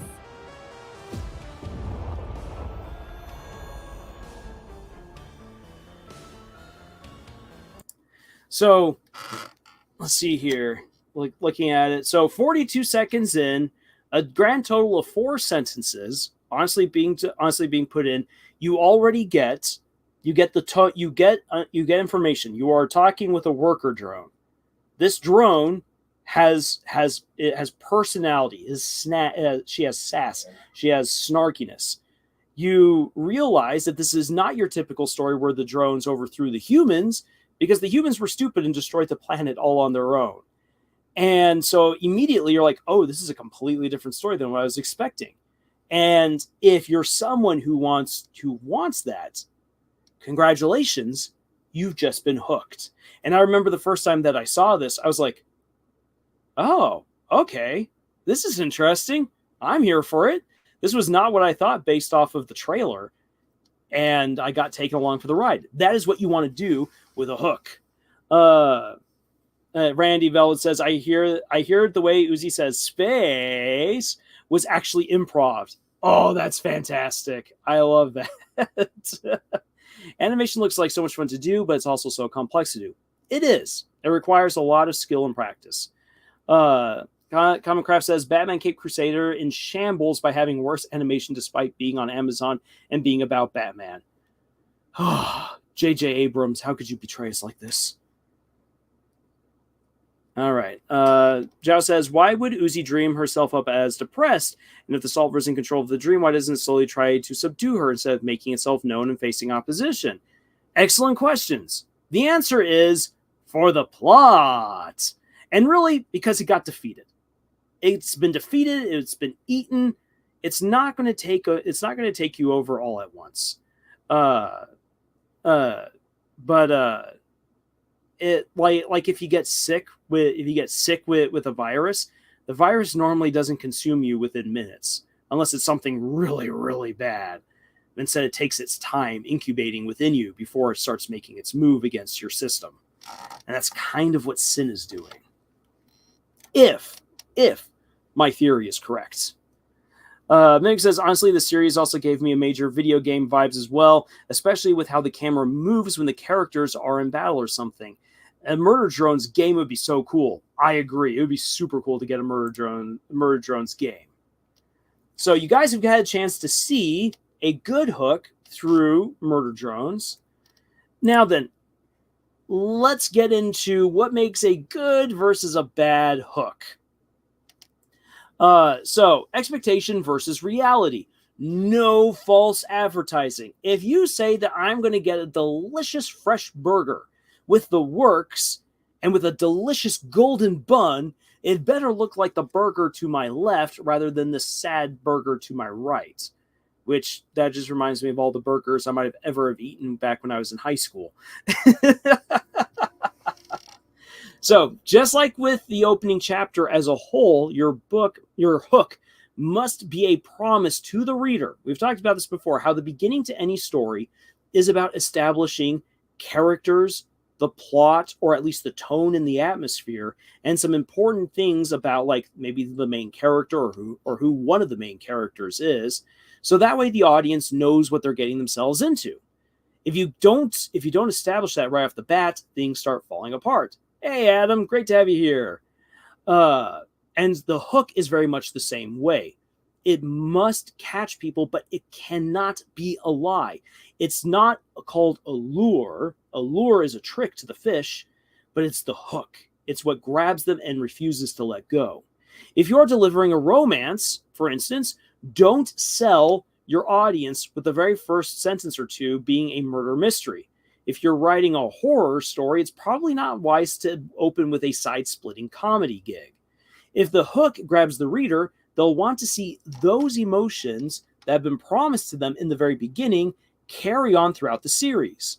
And when we think about Murder Drones, that same snark and sass that we got from Edgy Uzi in the very first 4 opening lines of the show carry on to the very end of the series, literally to the last scene.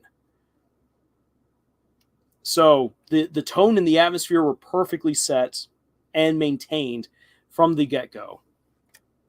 Omega, I think you can ask the cook nicely to make it like the advertisement. Please, sir, may I actually have a decent bun?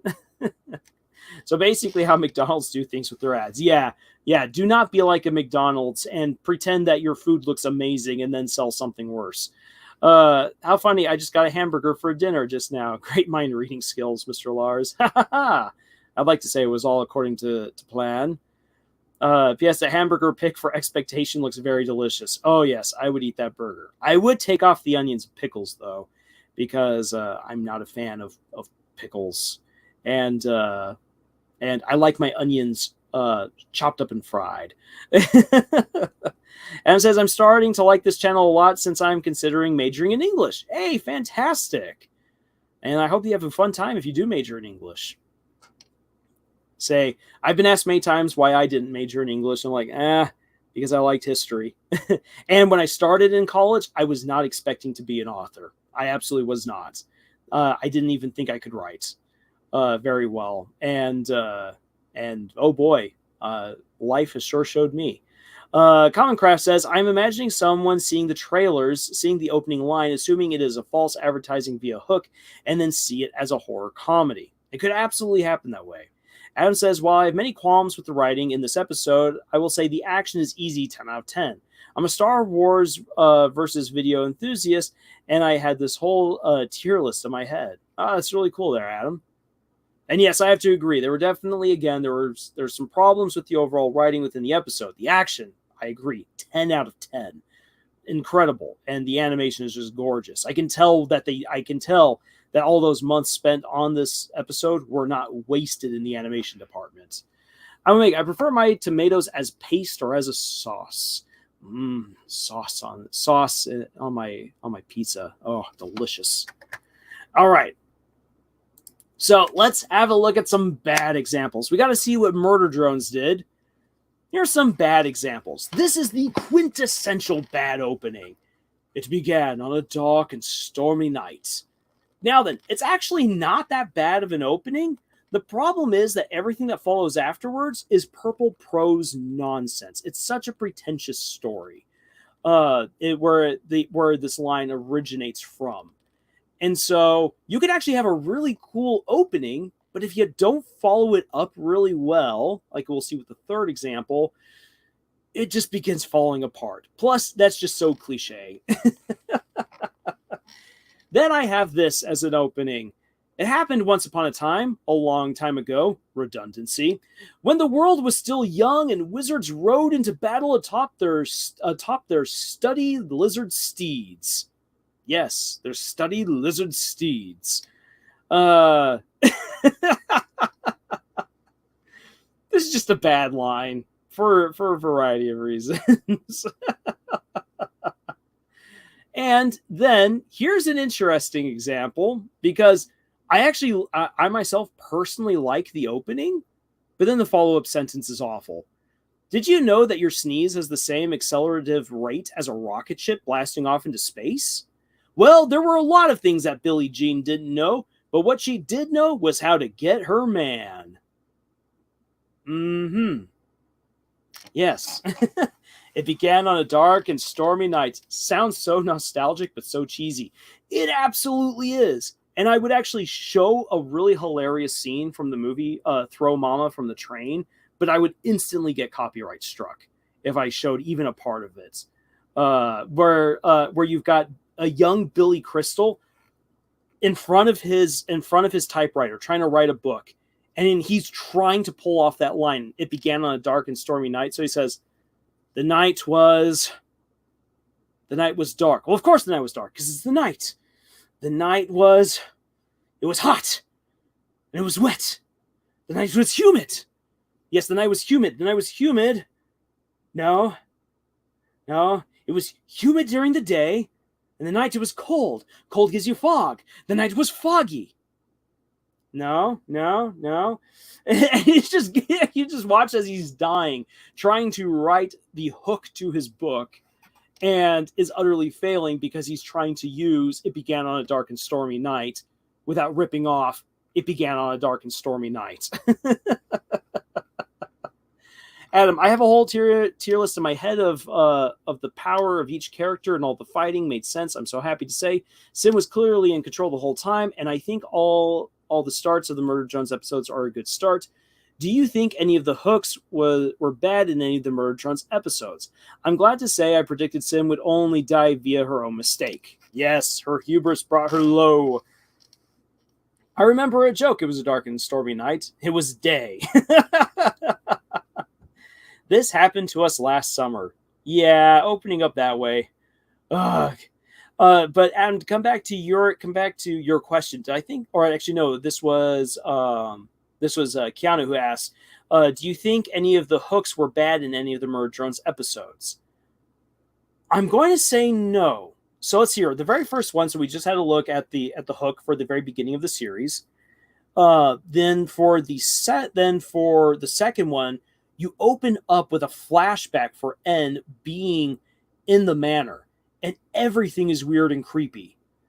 And even though there's not much dialogue, just the description alone is just phenomenal. It pulls you in because it's so different from everything that happened back in episode 1, and it sets up so much of what's going to come.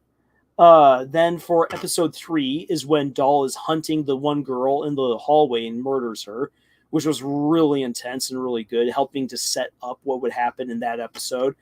Episode 4. Oh, come on, Brain Dope Family Now. We just watched that today.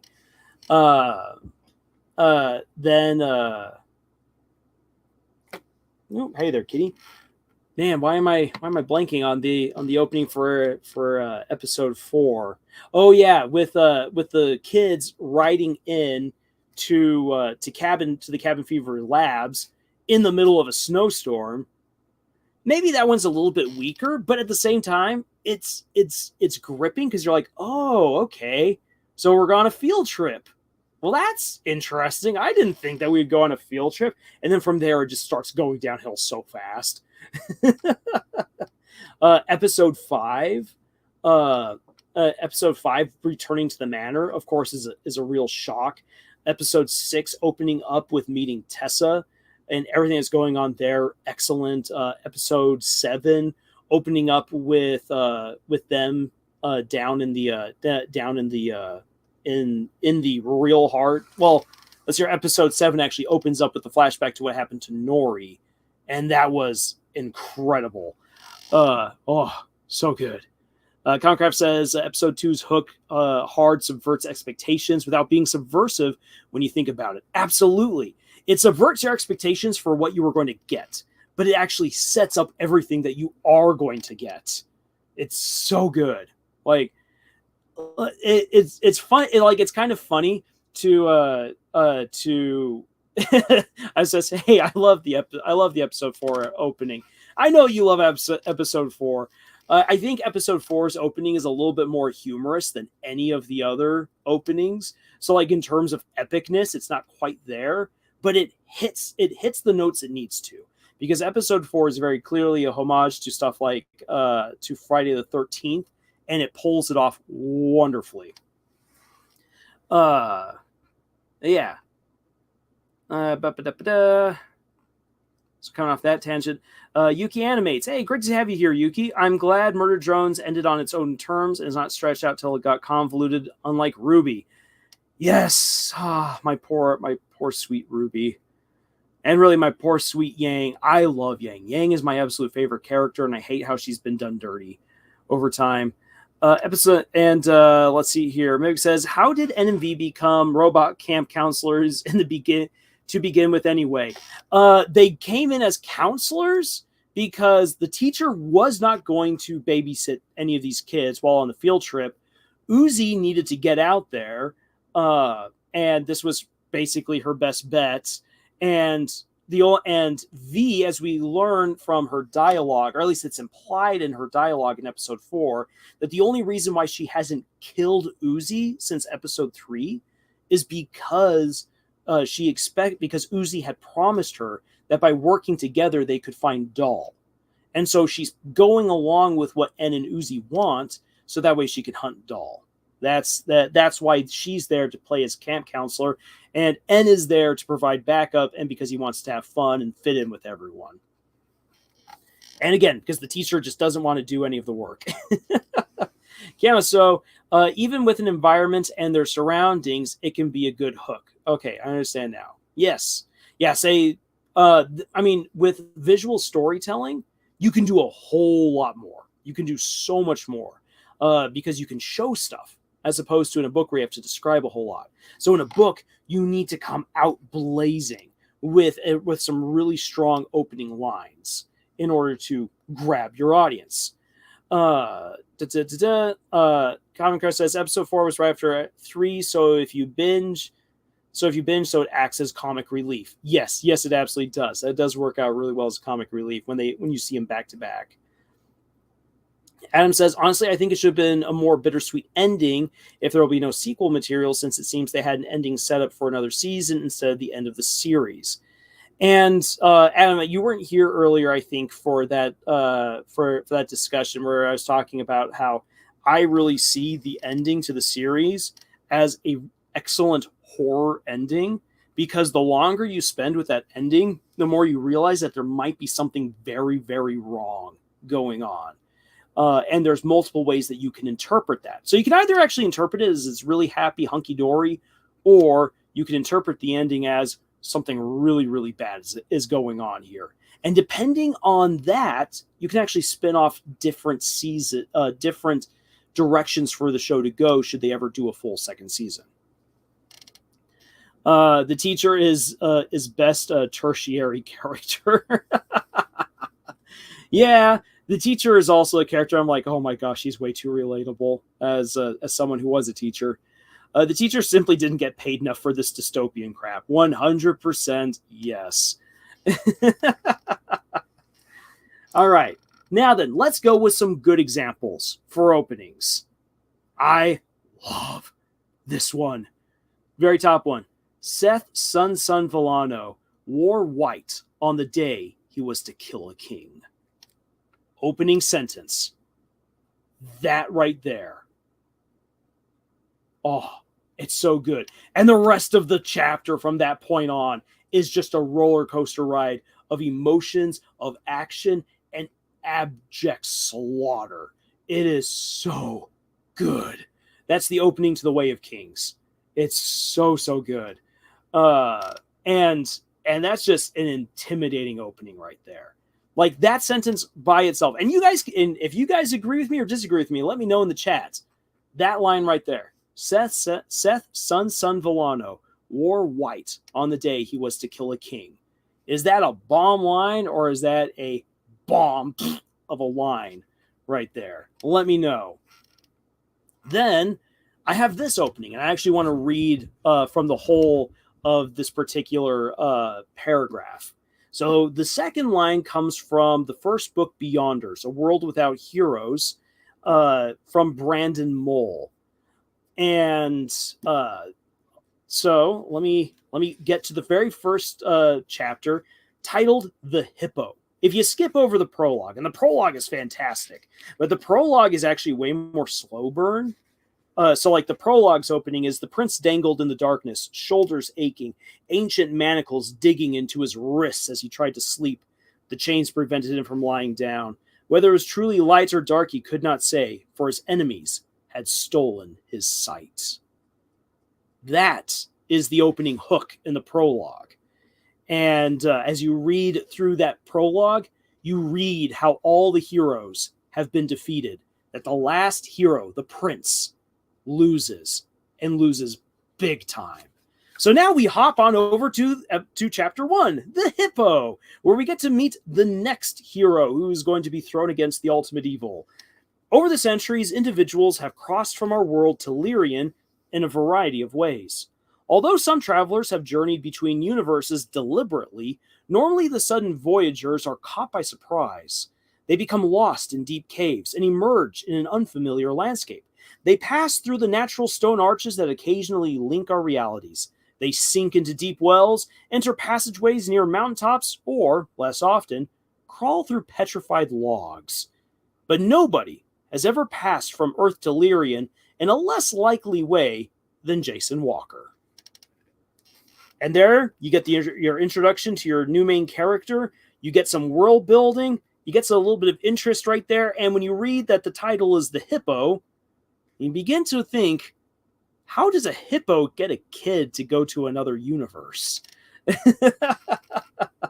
And so, if you're not hooked by that paragraph, you're probably not going to enjoy this book. But it is a fantastic portal fantasy story.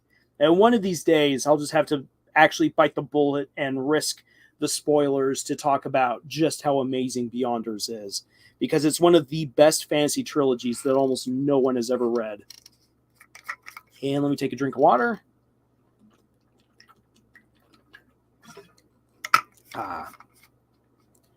Ooh, Commoncraft is a great opening line right here. A long time ago, in a galaxy far, far away. Even if you don't know Star Wars, that's a cool opening. A long time ago in a galaxy far, far away? Oh, you're going to take me on some amazing adventure. And indeed you are. Keanu says, I find it weird how Yeva, Doll's mother, was able to fight Sin controlling Nori, but not V. I guess it was unexpected. Commoncraft says, I need to get around to other Brandon Sanderson books. Yes, you do, because they are great. Adam, I didn't love how they didn't wrap up some character relationships, but they did so well with what they needed to do. Like that ending with who I call Usin has me absolutely hooked for sequel materials. Yes, I absolutely agree with you right there, Adam. Craftal says, perfect mix of fantasy wonder with sci-fi, with a long time ago in a galaxy far, far, far away. Adam says, one book series that I have seen vids on, but I want to get into myself, is Star Wars Legacy of the Force. Basically the sequels before Disney took over. Such better writing. Yes, the books written before Disney got their hands on them were written way better. Adam says, in fact, my college has a feature where they can get a book from another library, and I managed to book a physical copy of the first book of the Obscure series. Awesome. That's so cool. I'm glad that your library manages to get your hands on some fantasy books, because when I was going to the University of Arizona, it was very much nonfiction. Now then, here's another great opening line. The Dursleys of number 4 Privet Drive were proud to say that they were perfectly normal. Thank you very much. They were the last people you'd expect to be involved in anything strange or mysterious, because they just didn't hold with such nonsense. That's your opening. And this is one of those instances where the hook, the opening lines, the way that is so crisp. You're like, okay, so I'm in for the Dursleys.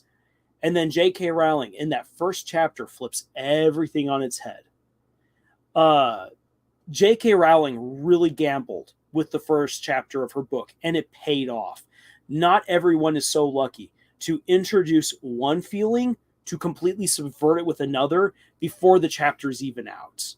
So, like, for instance, popping on over here, did you know your sneeze has the same accelerative rate as a rocket ship blasting off into space? Well, there were a lot of things that Billie Jean didn't know, but she did know how to get her man. It's a contradiction right there. And if I'm going to try to pull that off as the beginnings of my book, I have to put in serious effort to make that work out. J.K. Rowling did an excellent job of making sure that the first chapter really erodes as it goes along, erodes the normality that the Dursleys uphold.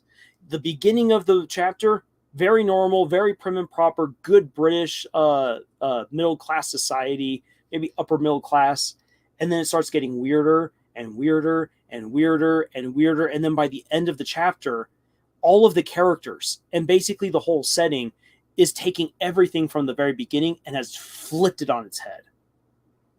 That's great writing. And again, not everyone is able to pull that off, or even pull that off after a lot of practice. It takes real confidence, really knowing your pacing, knowing your characters, how to hit the right mood. As much as some people like to rag on J.K. Rowling, there are some things that she does very well. Makes me wonder what would have happened if Disney had got their mitts on Harry Potter. Shudders. No, I do not want to know. I do not want to know. Disney almost bought Harry Potter. Ugh, so glad they didn't. And says it was written the year I was born. Oh, cool. The book that you got. Commoncraft says Harry Potter brings me such joy. My first real book series that I remember, if I remember right. Yeah, it was one of the book series that really got me into writing. That and the Eragon series, and then kind of around the same time I started getting into Tolkien. So it was kind of funny because here I am reading Eragon, which is a ripoff of Tolkien and J.K. Rowling and everyone else, reading Harry Potter, which is amazing, and then reading The Lord of the Rings and the Silmarillion as a 12 and 13-year-old. Alice's lungs burned from the strain of running. It's designed to immediately lead into the next sentence that will continue the chain until I can reach the actual hook. Okay, very nice. Iso's already got his plans for how he wants to do one of his openings, how it's going to work on out. No, Adam, don't give Disney ideas. So she, meaning Alice, gasped for air, desperately trying to breathe as she darted through the alleyways and back streets. Exhaustion creeping up on her, her pursuers growing ever closer. I like that. ISO, I like that opening. I like that sentence. Or, yeah, as indeed a whole sentence. For a second there, my brain inserted a period where there wasn't one. Commoncraft, I remember someone saying that the Dursleys' obsession with normality ironically makes them abnormal, as nobody is perfectly normal.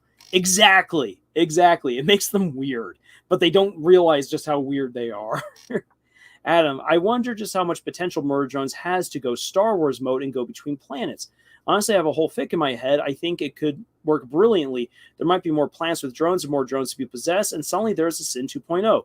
Adam, I agree. That's actually what I would have loved to have seen for a season 2. And if you have that idea in your mind, I say you start writing it. Make that happen. I think that'd be cool. I think a lot of people would love to see that kind of continuation for Murder Drones. So, last thing for the Knights and for this look into hooks, write your own.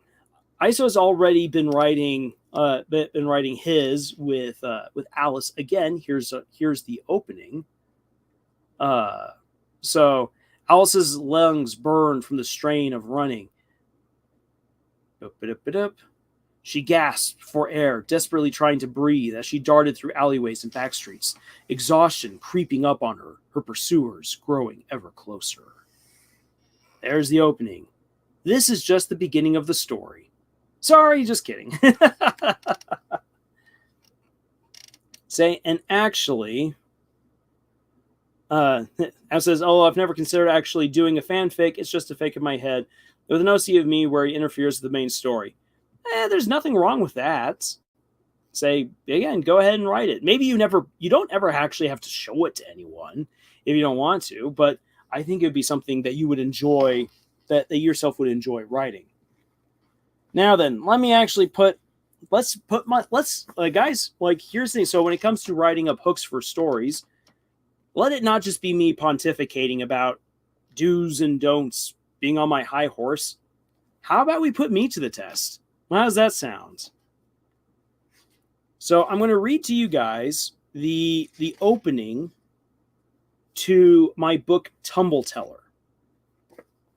Now then, there is at the very beginning, there is so there's, depending on how you decide to read my book, whether you read the chapter heading or you just jump straight into the text, there's basically two different ways that you can begin this book, but it's both there on the same page. So I'll read the chapter heading if you want to start off there, and then I'll read the actual opening. So chapter 1, The Tumble Teller. Where do you start a story? Beginnings are the hardest things. You must hook the audience with the very first line.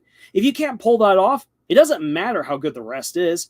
Hecklers will condemn you for that single blemish. Others will instantly grow bored and discard the amazing adventure you wish to take them on. Others will think you have nothing new to say. So, where can I start my tale? How should I begin? The answer is simple. I'll start however I damn well please. That right there, that is the chapter heading opening to Tumble Teller. Now then, if you skip that and you dive right into the actual text of the book. Stories are miracles. Every tale has a spark of magic at its heart. They exist as portals to whisk both storyteller and audience away to different worlds and times. Stories place them in the hearts and minds of people in a way that should be impossible. A tumble teller's first and foremost challenge is to tap into that magical spark and bring the tale to life.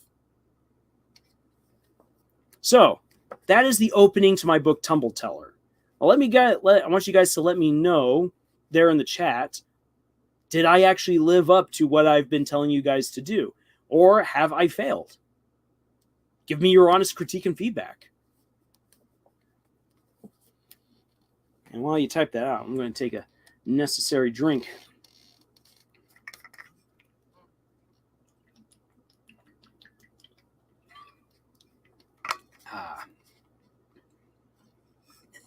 Congrats, you are on the very first page. That could be a really funny opening there, Mimic, and a really good one, depending on how you decide to write the rest of the story. Going on there from that sentence. And it says, although imagine a Murder Drones in Star Wars collab. Could drones learn things like Solver Lightning? Could they augment their physical abilities? Could they sense things like Jedi? So much potential. From what we've seen within the Murder Drone series, the disassembly drones, if properly prepared and knowing what they're doing, could take on Jedi. I'd still, though, actually put my money on the Jedi just for their own incredible speed and the lightsabers that they have. But do not count the murder drones out. I'm Omega. In an old base near the Formoran border, an explosion rang out. Inside, Omnideck dashed through the destroyed hallways, and weaving fallen guards, chasing after a red reptilian monster clad in barbarian. I guess we'll get the next bit. I genuinely love that, especially the bit about where do I begin, where I want to begin. That's where it's got an immediate laugh. It got an immediate laugh out of me, and if you can do that, you've hooked me. Oh, awesome! And I will say this: the book Tumble Teller is kind of my love letter to all of you guys, to everyone who's trying to write their own stories, because it is the story of a young novice storyteller as she tries to come up with her own story, and as she tries to prove herself when she finally is allowed to set out on her own, and things don't necessarily go the way that she had hoped or planned, and I hope I'm able to capture that feeling of being a young writer in that book. So thank you, ISO. It's a great confidence boost to me.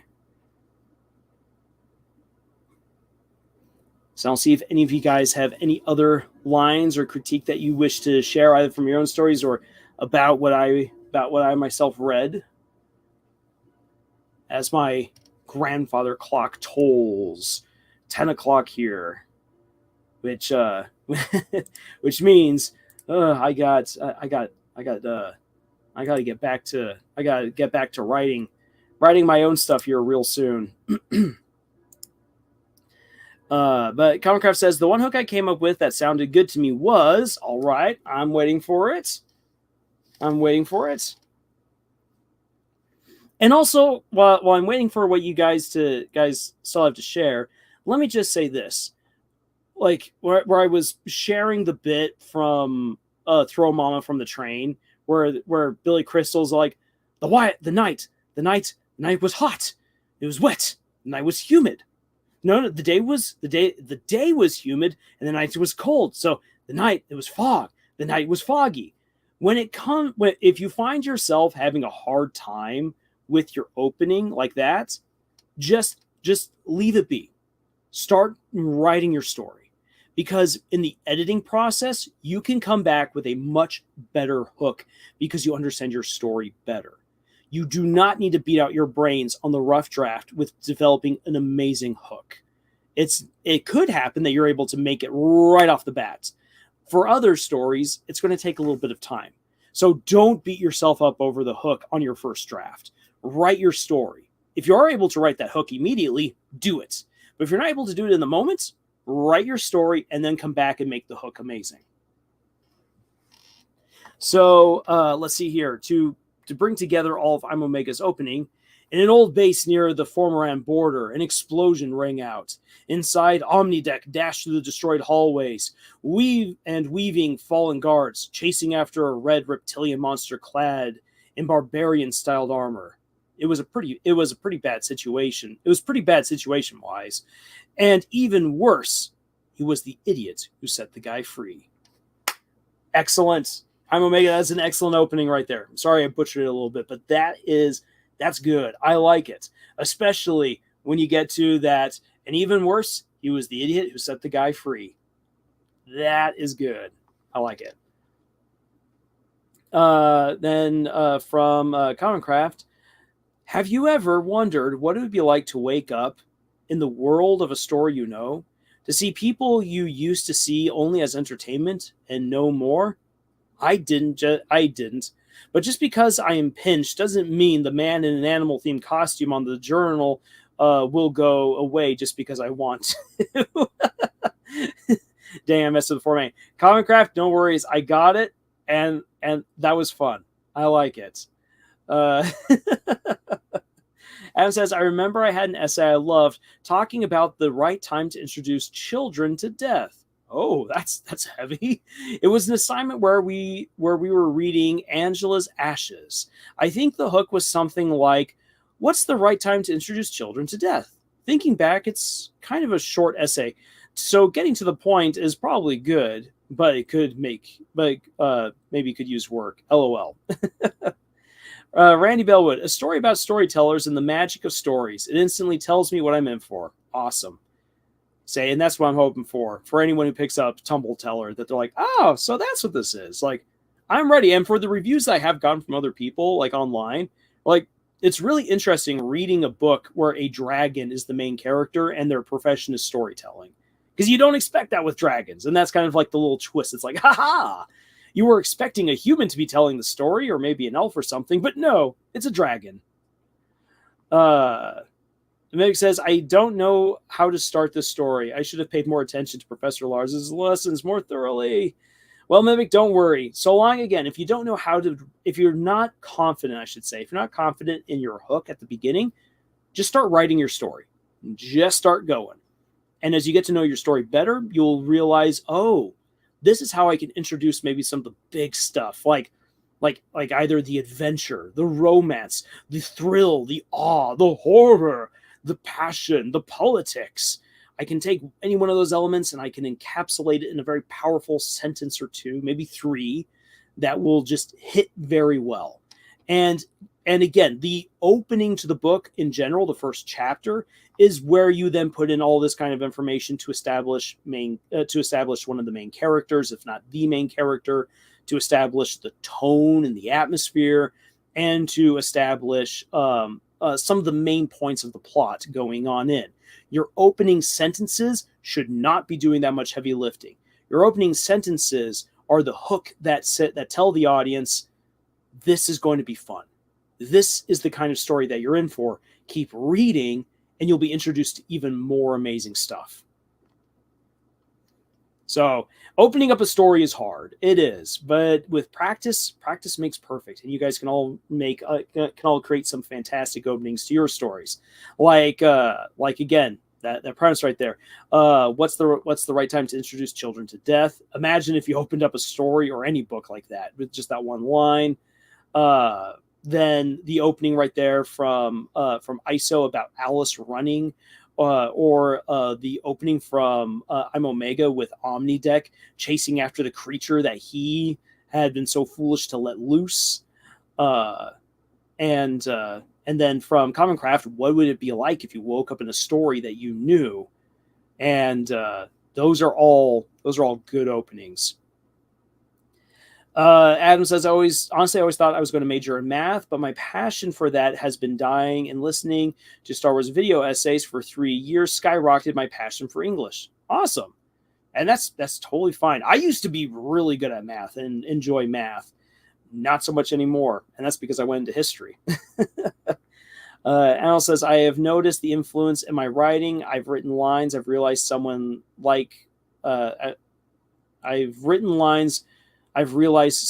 like something those guys would say. Okay. Common Craft says, my biggest flaw is having way too high standards for myself. I keep doing that stuff that others say is fine, good even, but I think is trash until someone says otherwise, and end up stressing out too much. Wait, that sounds vain. No, Common Craft, that's actually something that happens to so many of us. There are many times where I'm like, hey, can you tell me that my work is bad? And people are like, no, it actually reads really well. I'm like, but does it really?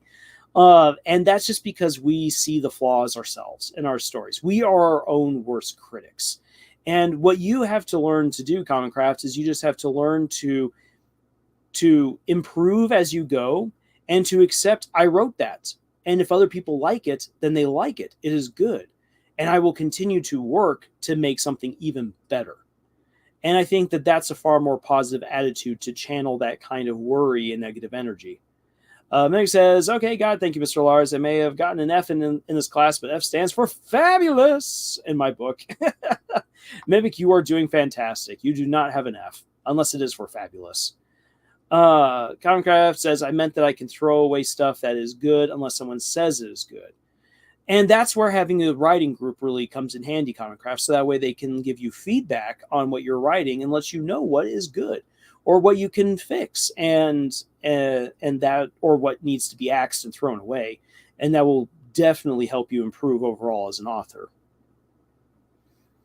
No worries, Adam. That's totally fine.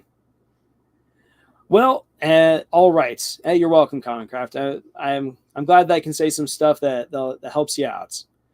All right, everyone. So it is after 10 here. We've gone on for a little over 2 hours. I do need to start. I do need to wrap things up and get back to my own writing work. But to you, Adam, real quick right here. Yeah, I tend to have self-doubt, but I've just learned to ignore myself. LOL. I'm figuring out to just dive into things, and we'll end up fine. And that's good.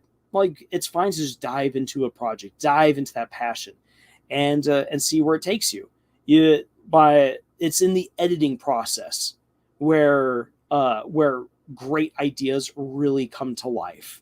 Rough drafts are where you get it all out onto the page.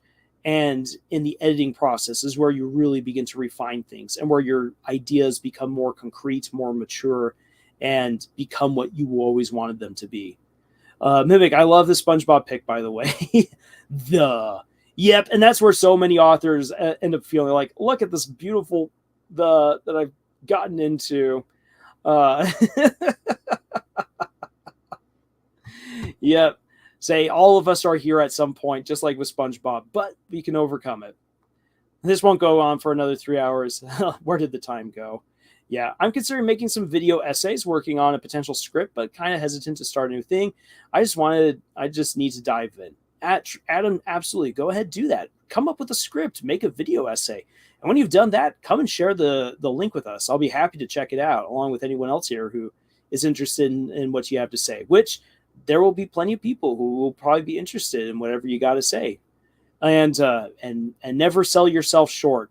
One of the best performing videos, actually, a handful of the best performing videos on this channel were throwaway videos. Well, not really. It was more like, I need to do something, or I just really want to say what's on my head, like what's in my head and what's in my heart right now about blah, blah, blah subject. Who I don't even know if anyone's going to even bother. The most popular video on our channel right now, which is the one about Miss Heed. Yeah, that was just me having fun. I was just like, sweet, I want to talk about Miss Heed. And over 600,000 views. The Ichiruki video, I just needed to vent, and it's one of our best viewed videos. So sometimes the thing that you just dive into, that you just like, I just want to say I just want to say what I'm thinking. Sometimes those are the videos that really resonate with people. So just dive on in and do what you want to do. It's an interesting topic, a tower in a game that is very strong but balanced at the same time. It's weird. Oh, no worries. Go with it. Absolutely go with it, Adam. All right, but with that being said, guys, if you really want to take on a challenge, work on writing different hooks for some of your different stories. And again, remember, if you aren't able to come up with an excellent hook, just dive into writing. And as you create your story, things are going to start coming to you, and it's going to make more sense, and you'll be able to pull out what you need to craft that fantastic, beautiful opening. You can do it. I have faith in you. But guys, with all that being said, it is indeed time for me to say goodbye. Otherwise, we will indeed be here for 3 hours total. So, hope that you all have a fantastic night, day, morning, wherever you are at.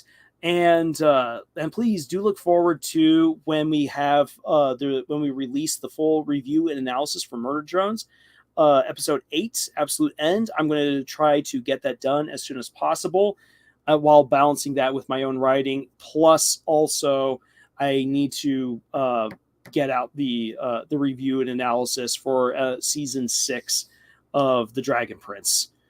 Whew, so much to do. Yay. So bye everyone. Bye Adam. Thank you, Lil Dub, for being here. It was great having you there. Mimic, great to have you here along with everyone else. Common Craft, have a good night. Yes, charge up your phone. Good night, I'm Omega. Hope everyone does well. And I will see you guys in the next video. And until then, tschüss.